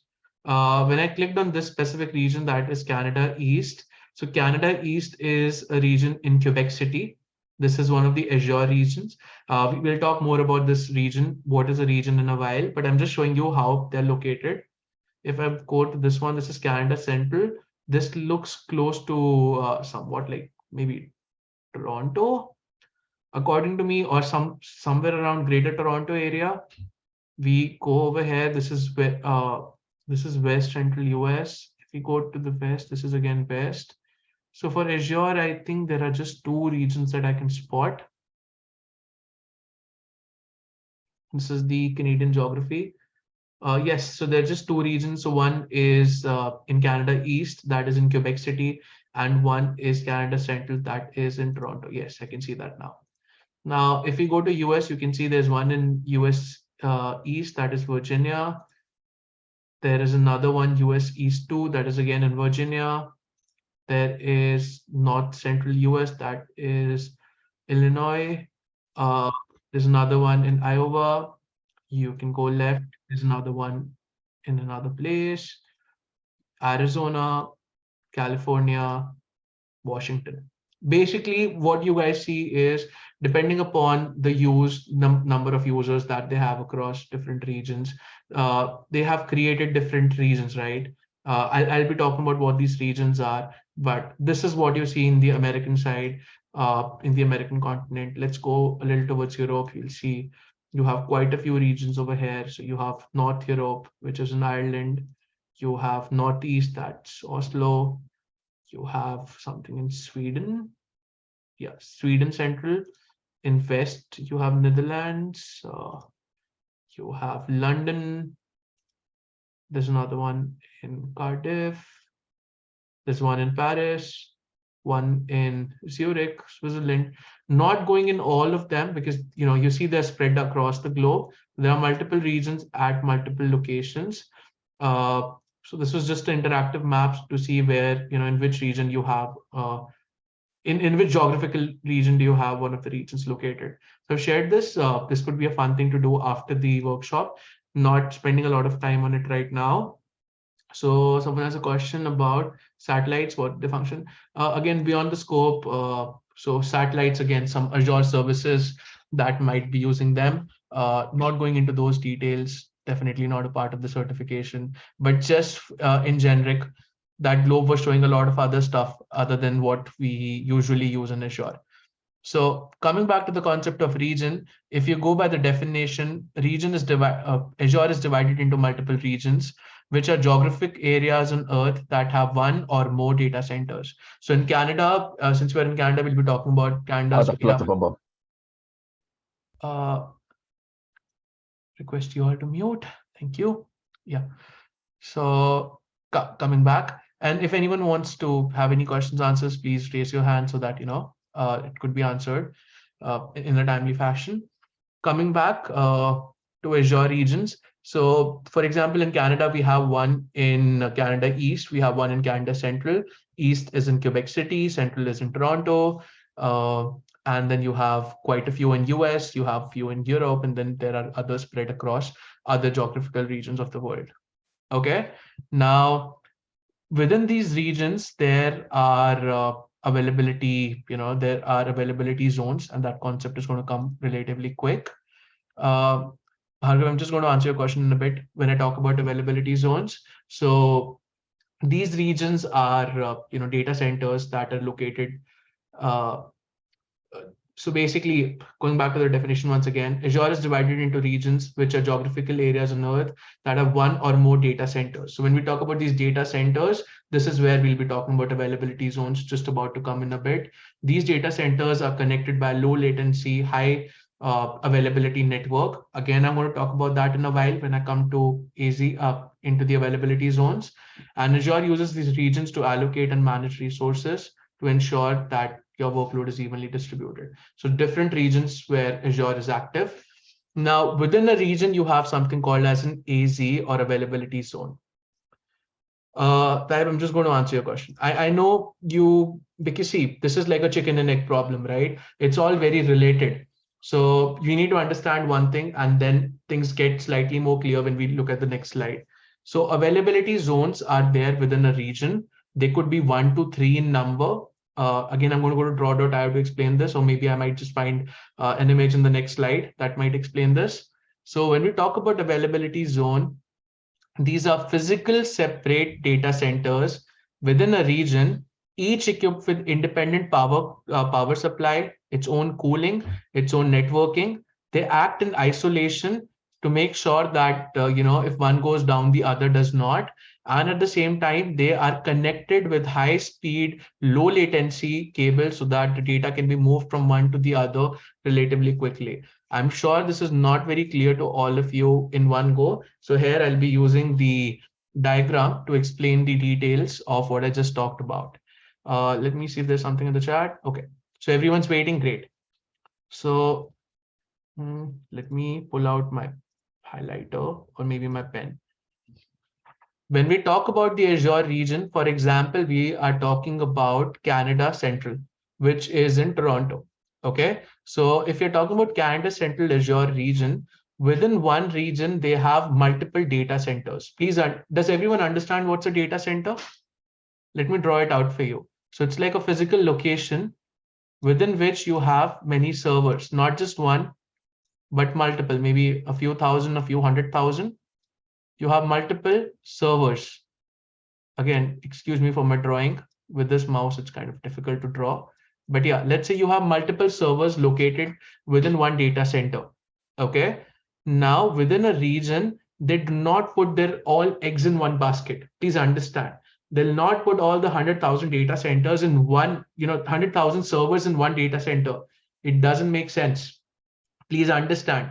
You have 100,000 servers if you put them in one location. The problem is what if that place has a natural calamity, like, a natural disaster? What if that place has power outage? What if that place has some snowstorm? What if there are some riots? What if there is, some flood? What happens if there is no internet? There is so much that could go wrong. So to divide the risk, what Azure did was they came up with this idea, and many other cloud service providers use something very similar to this. That is, when they do not rely on just one data center, they create availability zones. So availability zones are physically separated data centers within one region. So for example, if we take an example, like let's say Montreal is not one of those regions, right? Assuming if Montreal was one of the regions, Azure region, let's say if it was, in that case, what they would do is they'll not put all the servers within one physical location. They might get one data center in North Montreal, one in South Montreal, one in West Montreal, which is connected to each other by high-speed internet connection or by high-speed fiber optic cables. So that data can be moved between all three of them very quickly. But at the same time, they have their own power supply, they have their own cooling system, they have their own internet connection, so that if something goes wrong, the other one will be able to support that. Now let me look at the questions and then I'll come to it. How large an area can be covered by a single data center? Okay. Okay. So basically what you guys need to understand here is regions. It's not, one region cannot can or cannot support how many people. Sitting in Canada, we could create a machine in maybe India, we could do that in US, we could do that in Europe, we could do that maybe in London. Sitting over here, you can work on any region. Regions are not locked, please understand this. Sitting in one makes you eligible to use all of them. That depends upon the usage. If Azure feels that more users are coming from Canada, they might open one in West. If they feel more users are coming from, let's say, Mexico, they might go and do that. If they feel more users are coming from Australia, not saying that Mexico, Australia, and all these places do not have regions or not, because right now these regions keep on getting added. So we need to look at the map. You do not need to remember wherever there's a region, because I've never used anything apart from Canada, India, London, and US. These are the four that I have worked upon. But yeah, depending upon your users, you want a region to be close to them, right? For example, if you are in Canada and you're running a global company, your maximum users are in US, then the second maximum numbers of users are in London. You'll have your data center in US and London rather than having it in Canada. Your region should be closer to your end users. Azure will add a region if they feel that more people are coming. They might or might not. That's again their business. We have no say over that. We are just the consumers of the public cloud. What we need to know is within one region, they have multiple availability zones. These are physically different data centers that are connected to each other. They have their own power supply, they have their own networking connection, they have their own cooling system, so that everything does not go down at one time. The probability of all of them failing is very, very low. If something goes wrong in one, the other might still be there to support you. Okay, let's see the questions now. Now, I was just going through a video a few days ago. I'll talk about it. Maximum traffic in Canada, maximum people living in Canada are very close to the US-Canada border in terms of population, right?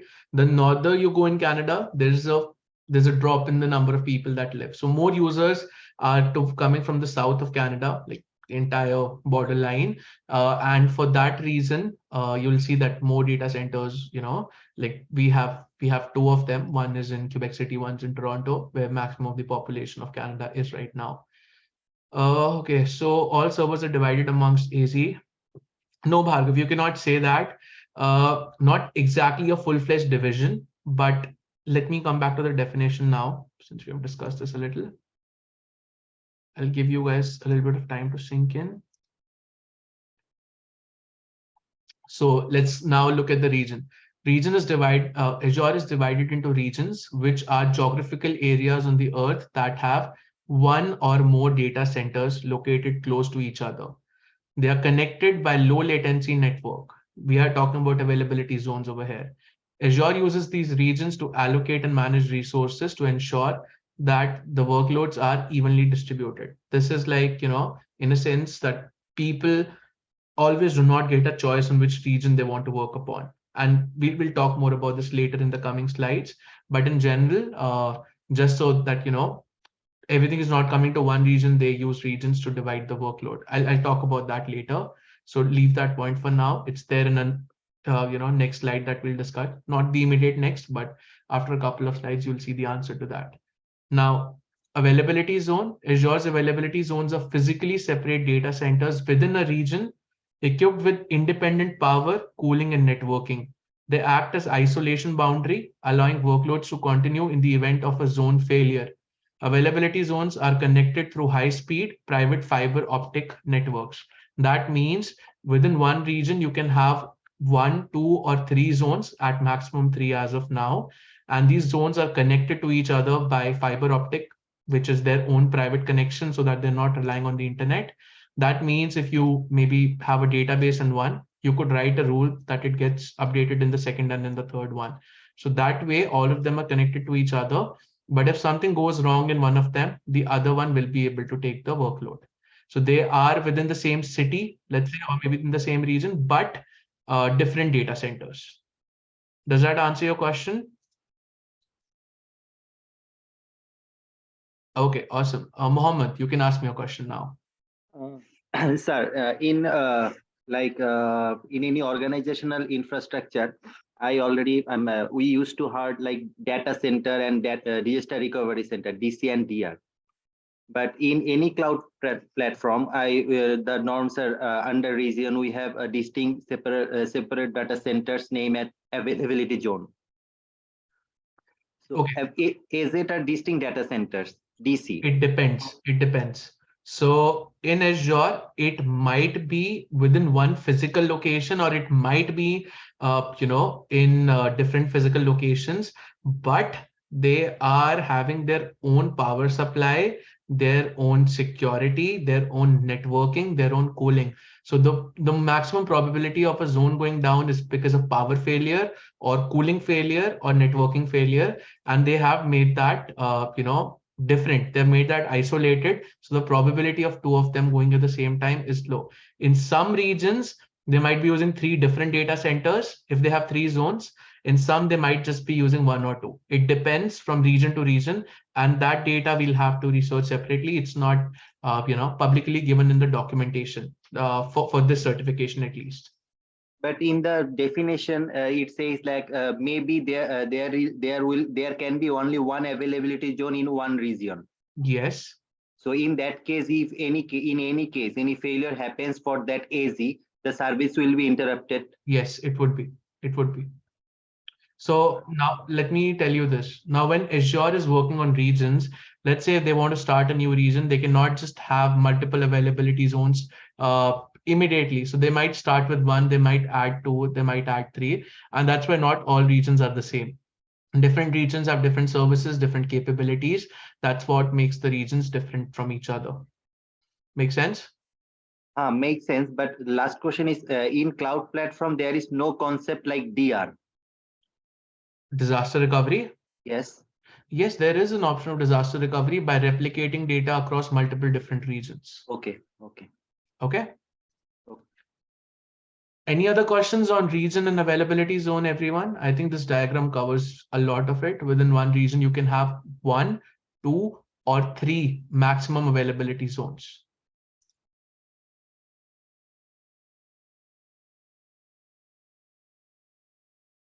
Rovin, yes, to answer your question, yes. You can use multi-region model. Again, all of that is coming up. For disaster recovery purposes, you might be not reliant on one region itself. You can have a multi-region deployment where a part of your data is in one and the part of the data is in another. So that is something that will be an option. Any other questions on regions and AZs? AZ is the short form of availability zones, so that all of you know.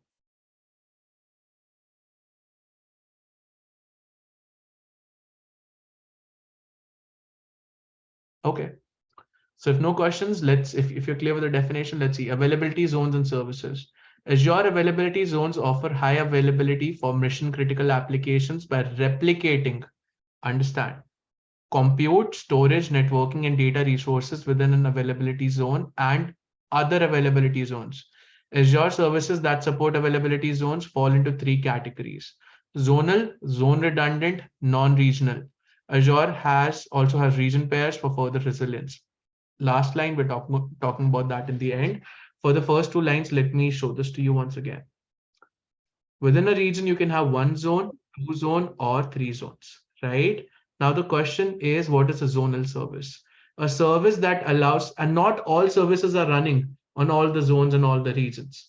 Now that gets a little tricky over there. But for all the major services, you would be able to choose a region that would be supporting it.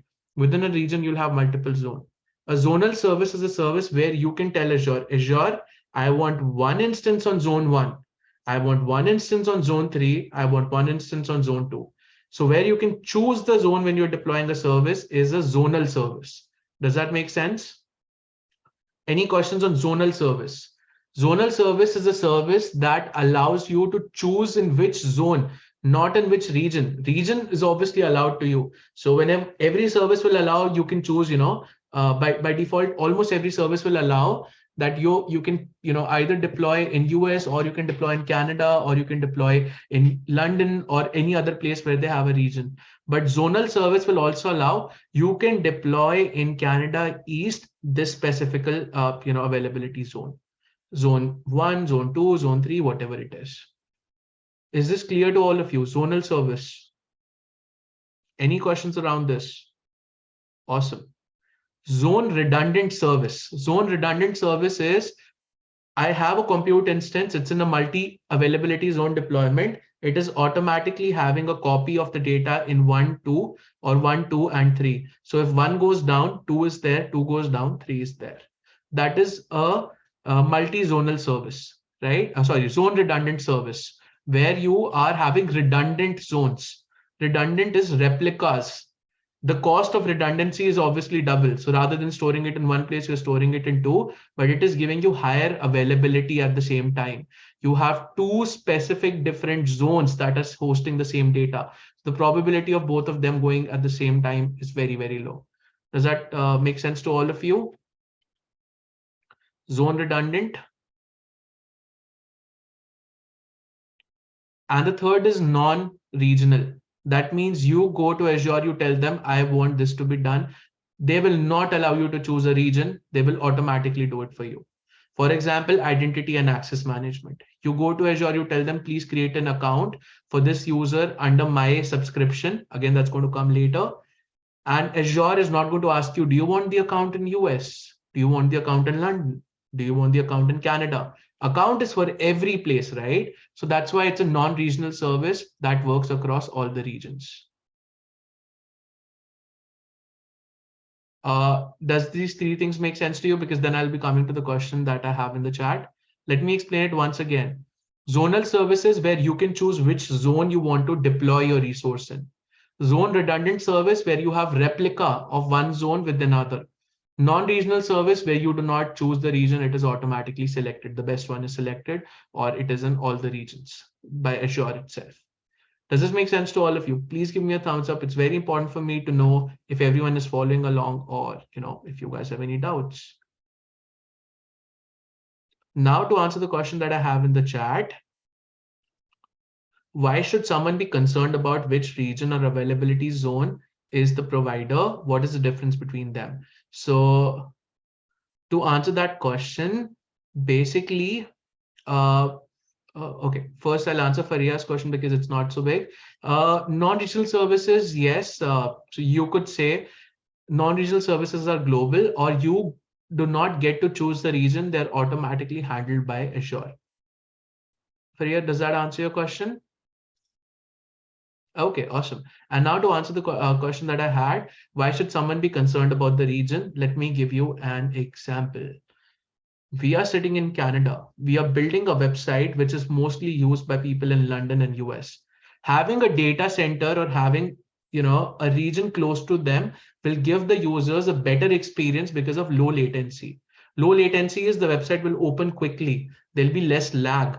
The quality of service will be more. The number of requests dropping will be less. So basically, the closer your data center is to your end users, that's what will make it different.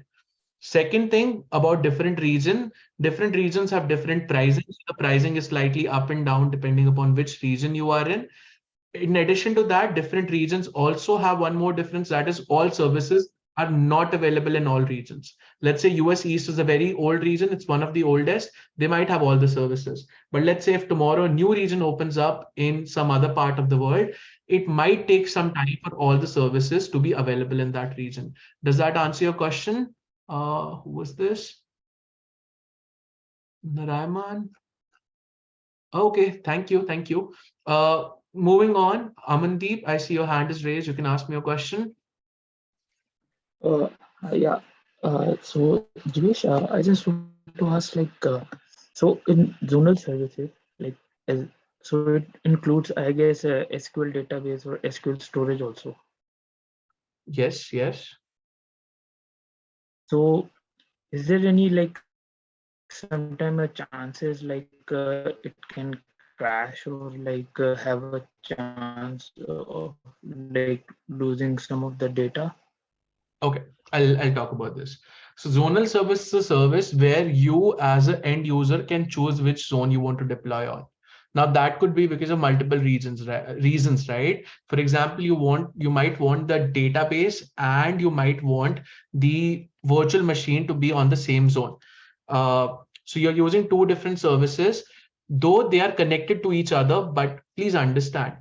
Uh, in order to answer your question, I would have to answer another question on the chat. That is, latency depends upon the physical distance. Yes. So latency is lower when you are closer to the resource. If you have two resources in Azure that need to talk to each other, you might want to select that my first resource was in zone 1. Please deploy the second resource in zone 1 so that they can communicate, right? So for that reason, zonal service will allow you to pinpoint which zone you want to work upon. On the other hand, zone redundant service will be like you have something in 1, you have something in 2. So if something goes wrong in 1, 2 is there to back you up. If you want extra, you want to pay 3 times the money, you have something in 1, 2, and 3. 1 is there, it goes bad, 2 is there, 2 goes bad, 3 is there. So Amandeep, does that answer your question? Yes, it answers. So like to minimize, I guess, latency, so we can like Yeah, use zonal. a traffic manager or express route, I guess. Yeah. So basically, you might want your resources like your database and your backend to be located as close as possible. And when you have them as close as possible, you might want to use a service that gives you the option not to select just the region, but also the zone. Okay, so that can like optimal, that can ensure we can have optimal performance. Yes, yes. Okay. Okay. And now to answer the question, okay, so I'm just going to come to you guys. Latency depends upon the physical distance between users and the data center. Yes. So the closer you are to your users, it is going to be, the latency is going to be lower. And how data transport between users and data centers through cable. Data center is the internet.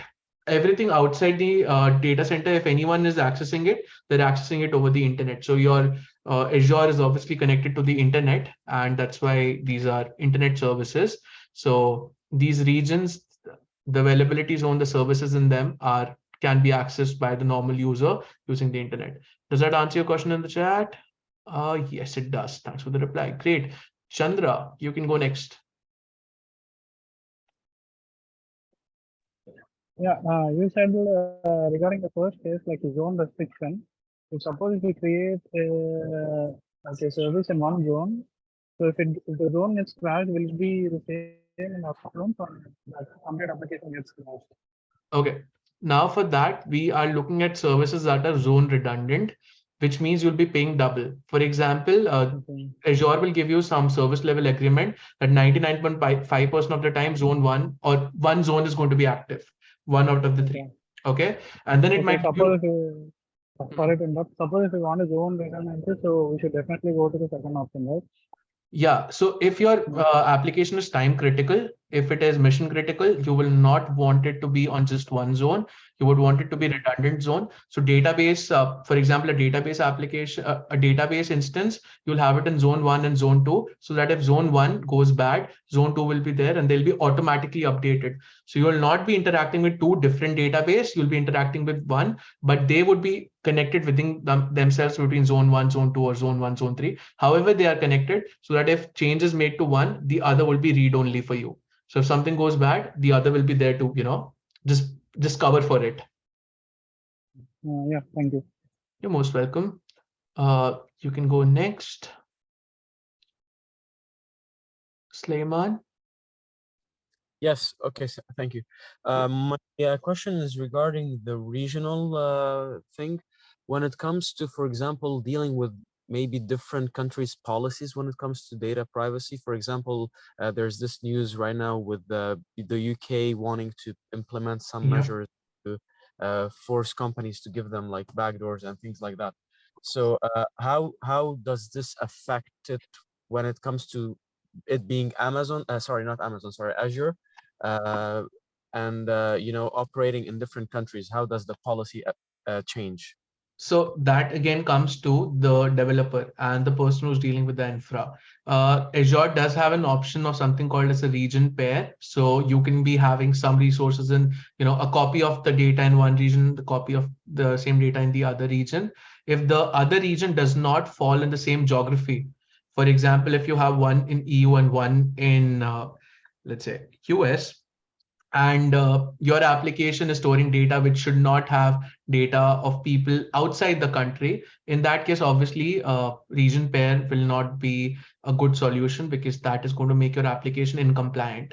So if you wanted to comply, you would have to write policies and rules around that you are making sure that the data is only residing under one jurisdiction. So that's why if you talk about US, within US, you have because maximum of the Azure customers come from US, and that's why you'll see the map that I opened up had maximum data centers or maximum regions within US itself. So they have, region pair, like if, let's say, something goes bad in US East 1, you could be going to US East 2. Does that make sense? Yeah. So Okay. it becomes your responsibility to make sure that you are not putting the data outside the region. So whoever is developing the application or deploying the system will have to make sure that the data is residing within the same region. All right. Thank you. Most welcome. Okay, so another question in the chat. I understand the importance of regions and zone, but I'm not satisfied why I as a user should consider them. It won't be selected automatically based on my location, or I have to choose the data center myself. Okay, that's a good question. The reason you have to choose the region is this is not a local service. It's a global pan world service. It's not just restricted to one country, one region, one geography, right? For example, sitting in Canada, you might want to build an application for Australia. You might want to build it for Asia. You might want to build it for Europe. You might want to build it for South America. Since you might be sitting here and doing it for multiple places, Azure does not assume which region you want to work it in. So you will have to select what region would you want to deploy. Does that answer the question? Taibe? Yes, sir. Thank you so much. Okay, most welcome. And I'm so sorry if I mispronounce any of your names. So we are all meeting for the first time, not sure about all pronunciations. Sorry in advance for that. Okay, Amandeep, policies can be changed using JSON-based policy, and I can be met according to government regulatory policies can be changed using JSON-based policy, I guess, and can be met according to government regulatory of the country. Yes, Amandeep. So when you look at identity and compliance, identity and access management module of Azure, you can write some policies in a JSON-like document where you will be allowing certain restriction. You'll be restricting some data. You'll be allowing some data depending upon how you're writing the policy, and then that data could be, governed. So yes, that is how we do it using identity and access management by creating roles, permissions, users, policy. Again, a little bit beyond for now, so not going too deep into that. Now coming to region pairs, and this is kind of important. Okay, let's see what is the reason of region pairs. Again, this is from the exam standpoint of view. You just need to know it. And once you have the PPT here, whatever you learned today, right? If you read the PPT at the night, if you have 1 hour, just go through it, just skim it. It will have, I think, 150 slides, close to 150. You just need to cover about 50 of them today, 50 of them tomorrow, 50 of them next Saturday. We'll be good to go. You'll understand, everything will automatically sink in. Plus the recordings, when they're shared with you, go through it if you missed one of the concepts. If you still feel you have doubts, bring your doubts, whatever you have today, tomorrow, if you do not get them clear today. Coming back to region pairs, so Azure has some region pairs that are paired with another region within the same geography and which are at least 300 miles away. Please pay attention to this. It's an exam question. Kind of important. This approach helps reduce the likelihood of interruptions due to events such as natural disaster or power outages. Region pair allow resources to be replicated across a geography and services to be automatically fail over to the other region in the region pair. Examples would be US East, US West, and for example, South Asia to Southeast Asia, or for example, Canada East to Canada Central. Now, in simple words, region pair is like, you don't need to manage a lot of stuff. Please understand. If you as a developer is doing, sending data to 2 databases and moving data from one database to the other, it's a lot of headache. Azure makes our life easy, or any cloud service provider makes our life easy by having redundancy. Redundancy is they will have more than one copy. And I want all your attention for the next 5 minutes, just 5 minutes. So because we had a lot of questions, I could not get into the practical part. I'm anticipating we'll, skip that to tomorrow. Don't worry for that. But talking about region pair, just give me a second. Let me get my screen up.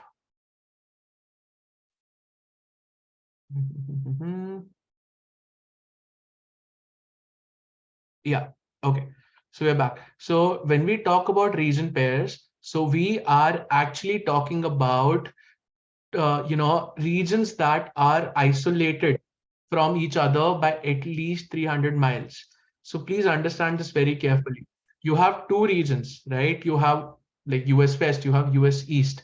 If something goes wrong in US West, you want the data, you want US East to be there for you. So if you enable it, please understand, this is not all by default. If you enable region pair on a particular service, it is going to maintain multiple copies of your data. One in the first region, second in the second region. If this goes down, this will be there to serve it. But this anyways is not going to be free because you are having 2 copies of the data. You're going to be paying double the amount. Does that make sense? I want all of you to respond if this is clear. This wasn't clear. Could you please repeat? Yeah, sure. Region pair, rather than storing the data within one region, let's say US West and California, you pair the data with US East, that is, let's say North Virginia. So your data is stored in Virginia, your data is stored in California. You add your data to one database, it automatically gets updated in the second one as well, because these regions are pairs, they're connected to each other, right? If one goes down, the second will be there to serve it so that you do not have an outage. At the same time, you're paying double the cost because now you're having 2 copies of the data. So it is more fault tolerant, but it is more expensive. Does that make sense? Yeah. Why do they have to be 300 miles apart at least? I'll tell you the reason why. Because the probability, let's say, again, this comes to disasters, right? You are never sure, anything might happen at any place, but they might have done their maths or they might have done some risk calculations. They came up with this thing that the possibility of 2 regions are at 300 miles apart, at least 300 miles apart, the probability of something going wrong in both of them is kind of low, right? This going low with this is kind of very low because let's say if there is a tsunami, there's a tornado, I don't want to say anything wrong. No, I hope nothing happens of that sort happens, but disasters do happen, right? There are natural disasters, there are man-made disasters. If there is a disaster, if there is a problem, the impact of that disaster being in the other one, the probability is comparatively low. You can never be 100% secure. You cannot be 100% safe. You can try to be as safe as possible. You're trying to beat the odds of something going bad in both the locations at the same time. Answers your question? Yeah, sure. Thank you. Okay, 12 messages in chat. Let's see what's going up. One more, please. Yes, this is costly. Yes, yes. What will happen if both of them go down? Possible. Yes. Is this case also in the same region? R3 gets zones down. What happens? So quite a few questions. Okay. So what will happen if both of them go down? Again, we never know. They might. Would they? The probability is very low, right? Because again, these, until unless something totally new comes up tomorrow, the probability of two places going down at the same time is very, very low. You're just trying to make your system more and more resilient to the odds that could go bad. Now, for this, you are paying, right? I know it is extra cost. It depends upon your use case. If you're in healthcare, if you're saving, if you are storing some data that needs to be accessed in milliseconds to maybe save a life, you might not, you might not mind paying extra money. So it highly depends upon your use case. In certain cases, yes, you might pay that extra money. In certain cases, if you are just running an application which is sending advertisements to people or emails to people, you might not want it to be redundant. Even if you do not send an ad for 5 minutes, it's fine. It again depends upon your use case. Just giving you a very generic scenario. For a non-critical application, you might not want that. For a critical application, you need that. That is important. Okay. Is it the case that all zones in some same region offer same services? Again, that depends. Mostly, yes. Narayaman, to answer that. If not, when you when your dedicated zone is down, what happens if the service you need is not supported by the other zone? So Narayaman, whenever you're using a service that allows you to use a dedicated zone, they will definitely be having multiple zones for you to choose from. If one zone goes down, it is not automatically going to move it to the second one. It is going to stay in that zone because you're just paying for one. That's why you need services that are zone redundant, so that if one goes down, the second should be there. They're not going to move your resource from one to the other. And Azure has a service level agreement, like a confirmation saying that zones will be up 99.5% of the time or 99.95% of the time. Not quoting, just giving you an idea. I hope that answers your question. I'll check it down in the chat. Next question is, we have to load, or system will load by itself among both. So Bhargav, to answer your question, if you are using, if you're using zone redundancy, or you're using region pair redundancy, redundancy means automatically the data will be moved. A same copy of the data will be maintained in both the places simultaneously. Answers your question, Bhargav?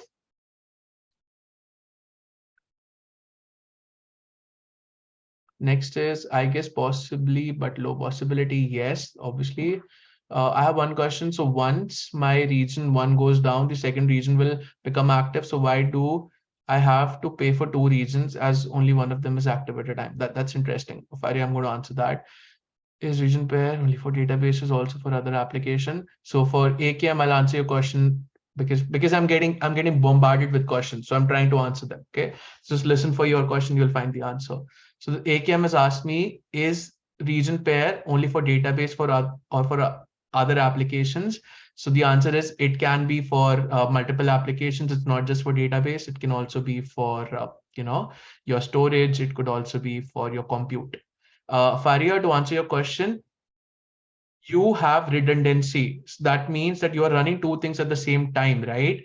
It is not a backup. It is an active backup. It is, the state of both of them is preserved. It is automatically pulling the data. It is automatically keeping it up to date.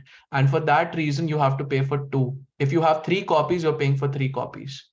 Does that answer your question, Faria?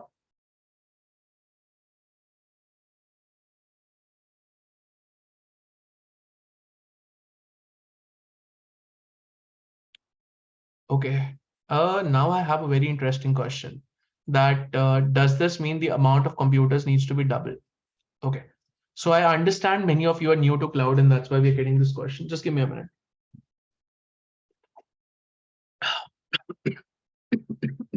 Sorry for that. Just a sec. Okay. I see many of you are new to cloud, And that's why this question is coming up, that you need to pay double the cost, triple the cost, 4 times the cost. You could be paying 10 times the cost for 10 replicas. Understand why. If you were working on premise, please understand this very carefully. If you were working on premise, you have one copy of data. Okay. So the probability of things going bad is equally bad on your own data center, probably might be even higher than the cloud, right? So that's what happens in data centers when you have fault tolerance. Someone was, I think Mohammed was talking about fault tolerance. So if you have an on-premise data center, you'll have to have 3 times the computer, 4 times the computer running the same thing 2 times, 3 times, 4 times, depending upon how critical it is. And that's what makes it redundant. The term redundant is for security. It is not for cost effectiveness. We know it is expensive, but it is a machine at the end of the day. It cannot be running 24/7, 100% of the time. Does that answer everyone's question, I guess?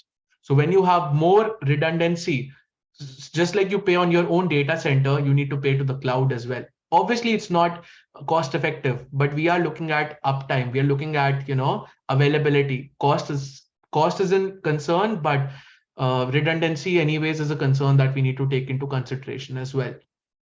So, okay, let's see what's going on. Everyone understood, so nothing new. Cost and security. Yeah, Jennifer, absolutely. You need to find a balance. And that's why, we are hired. People like us do the architecture so that, we have a perfect balance between the cost that we pay and the output that we get. This is what makes the region pairs. So just to give an example, and now since it's already 3, I'll try to wrap up as much as I can today and move the other things to tomorrow. Just give me about 15 minutes, 10 to 15 minutes. I'll try to cover as much as we can. So that practical part, we can start tomorrow morning itself. We'll start with the practical tomorrow morning. So all of you, just join the event by 10 itself. Today we had people coming till 10:10. So try and avoid and give me those 10 extra minutes so that we can do the practical together. However, so let's see, because I still have some content to cover. If not today, tomorrow. Don't worry, we are not missing out on the content, but number of questions cannot be predicted by the trainer before the event. So since I'm getting so many questions and I want to answer your questions because that's the reason all of you are here, right? So I don't want to rush them. That's why if we do not have time today, we'll do it tomorrow. But anyways, it'll be done. So all of you just bear with me on that. For attendance, just hold on, give me 10-15 more minutes. Let me finish the content and then I'll give over to Ruchika and then I'll go to the doubt session. We'll all be given time, just 10 minutes of attention. So this is Azure region. This is another region. A region pair is you having, data across different regions. Within one region, you have availability zones and they are connected to each other. And these regions are also connected to each other. So if you have, if your requirement is so critical, you might as well have data stored in multiple regions and multiple availability zones at the same time. You might be running 6 copies of your data. It's absolutely normal depending upon how critical it is. This is again a very good question from exam standpoint of view. Just look at this diagram. It'll be very important. So, this is going to be very, very helpful for all of you. So questions will be like, can we store data in multiple availability zone and in multiple regions? Yes, you can. If you have a region pair, you can enable region pair, which will allow you to, automatically move your data to other regions. And these are all redundant regions. Redundant means you interact with one, it is automatically updated in the others. You don't need to do anything about it. Now, this is very important, very interesting, very easy to understand. That is sovereign regions. These are regions like, which are dedicated. So if I go with it, not everyone can just go and start using them. So Azure has these regions, which are instances of Azure that are isolated from the main instance of Azure. These regions are used for compliance or legal purpose. Please understand this very carefully. It's very interesting. Again, an exam question.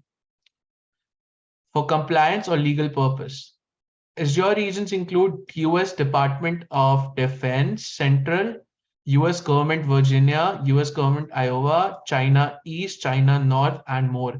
These regions that are mentioned over here are not connected to the other regions for compliance and legal purposes. Does that make sense to all of you?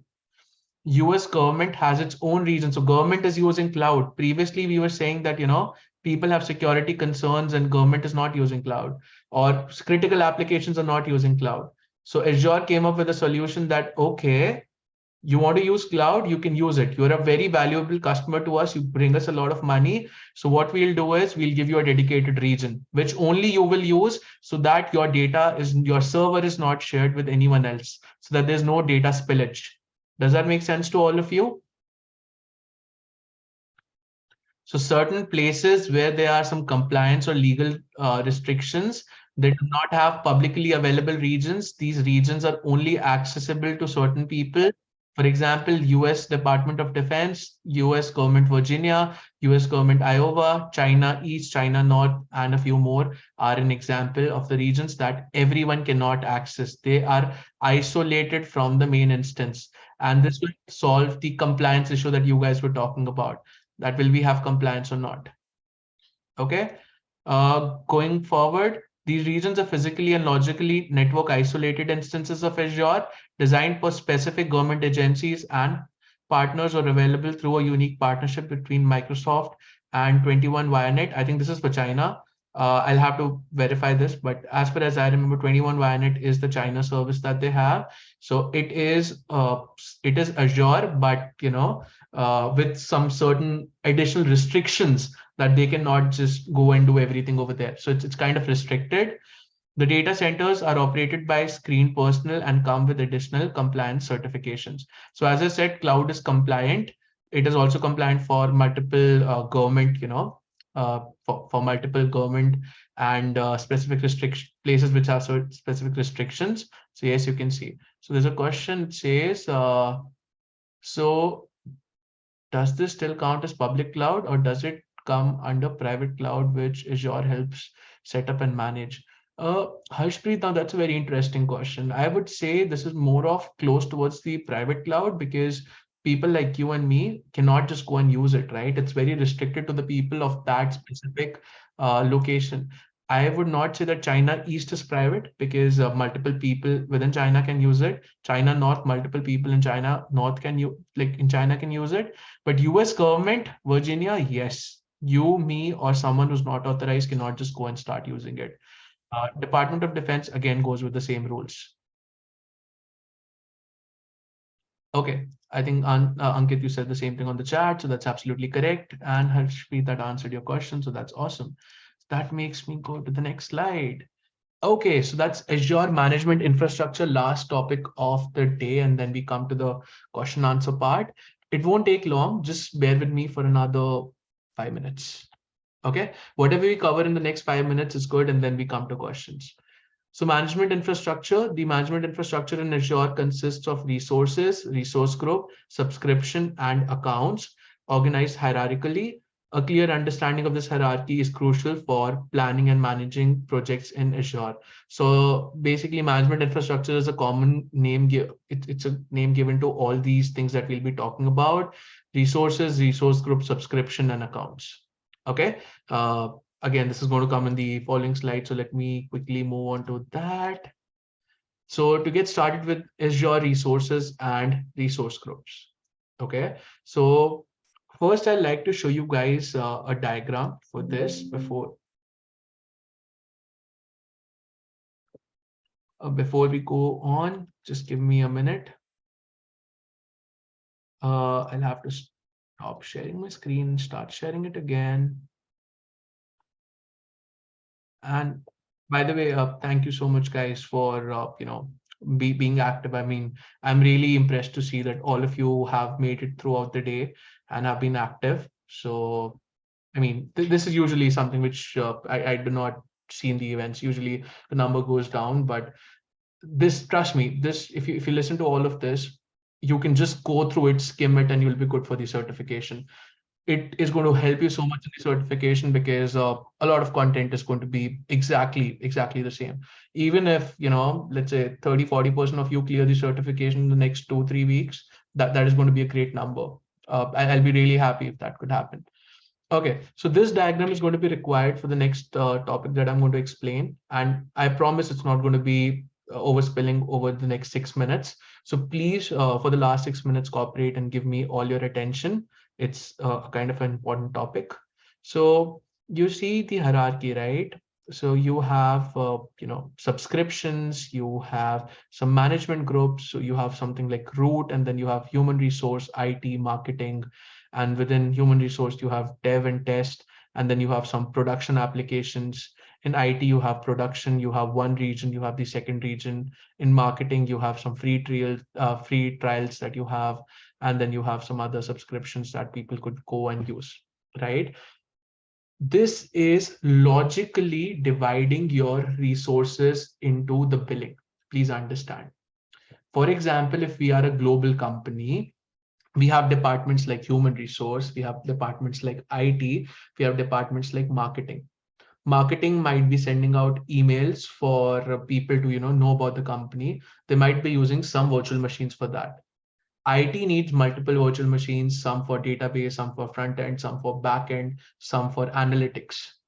Human resource needs some machines for payroll management system and some database and some stuff and analytics of that sort. They might also have some new projects that they might be planning, which are in the dev state, which they're developing, which they're not sure will go out or not, right? When you are going to pay for in the Azure, there's one root account, and then there are people in the organization that use a part of the account, right? They have certain roles and services that they could be using. And these concepts are from a management level, not from an individual level. So please visualize, though, when we do the practical, we'll be doing it as like you and me, like individual humans. But these concepts are very broad, right? They're very, very broad. They're made for people who are using it, like organizations that are using it. So if an organization had to allocate budget for their for their Azure resources, they would be doing that via some logical grouping. They'll say that, okay, I have a budget of $100 for HR. I have a budget of $1,000 for IT. I have a budget of $500 for marketing. And for this logically dividing, so that, IT can only create a machine in IT, and marketing can only create a machine in marketing, and human resource can only do it in the HR. That's what is logical grouping, right? And this is implemented by using the management group and the subscription, which now I'm going to show you in the slide. Coming back to where we were. So, okay. So I hope you guys can see my screen. One of you just quickly confirm. Yeah, we can Awesome. see. Awesome, awesome. So when we talk about the management, sorry.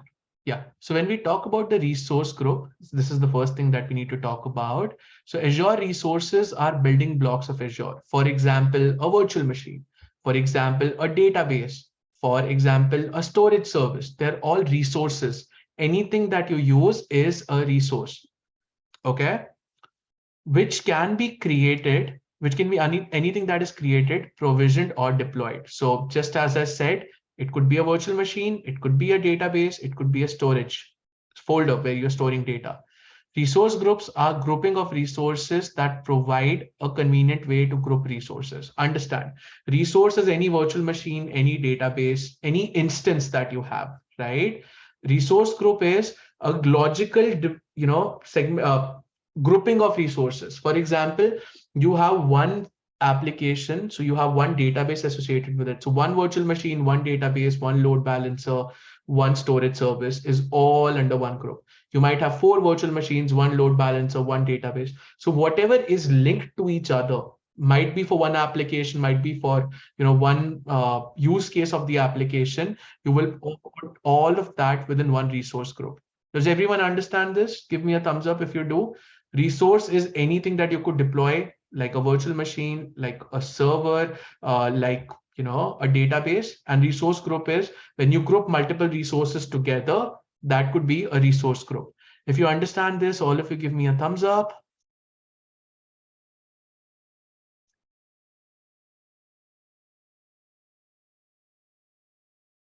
Awesome. And then we have subscriptions. So subscriptions are billing boundaries. And again, this is going to be the last slide for today. So just a few more minutes and then it's all question answers. Okay. So Azure subscriptions are a way to manage your bill and scale the resources. So for example, you want, let's say within your organization, you have an application for, let's say feedback, but you do not want people's feedback to be costing you more than $200 a month. So you can set a subscription saying that I'm setting this subscription for the marketing or the feedback team or the quality assurance team, and I'm only giving them $200. So there would be a different bill that will be generated and they'll have their own limits. So one you can do, sitting at the root of the account, you can allocate budget and you can say that, okay, this specific task has to be done in so and so amount. We are not going to be paying anything above this. Does this make sense to all of you? It is you telling Azure that I want these resources under this cost. And that's why when you look at subscription, in Azure, subscriptions are a way to manage, bill, and scale resources. They allow authenticated and authorized access to products and services and link to an Azure account, which is an identity in the AD. And that's again beyond. We'll talk about that tomorrow. Azure AD, don't get confused with that. But for now, what you need to know is, I'll continue from the very same slide, on the 45th slide. But today, what you need to understand by the end of the day, subscription is the isolation of billing. If you have 5 applications, one is running the feedback, one is for the people to view the product, which is the main application, one is for the people to ask for returns, and one is for the people to have support tickets registered. If they're running on 4 different websites or 4 different products, so you might have your own budgets for all of them. You might want a different budget for operations, you might want a different budget for sales, a different budget for marketing, a different budget for HR. And you could do that by having different subscriptions. So marketing gets one bill, HR gets one bill. Does that make sense? It's just it's a very easy to understand term, subscription. Like you could have multiple subscriptions within the same account so that you can physically separate the billing. You would know what resources, what cost each and every one is using.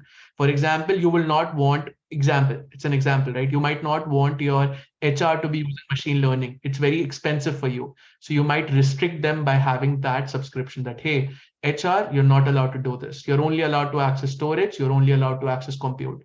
IT, I want you to access everything, but under $500. So things of that sort, that kind of management comes into the subscription. These are just different hierarchies at which you could stop one service from, overspending or underspending. And that's how things are carried out. So if you understand this is all about today. Don't leave just yet. I'll stop the recording. I have a few things to discuss with all of you, which you've all, which you wanted to discuss. And then we'll be starting with the doubt session. Then Ruchika might have a few things that you might want to answer for getting these certificates. So just hold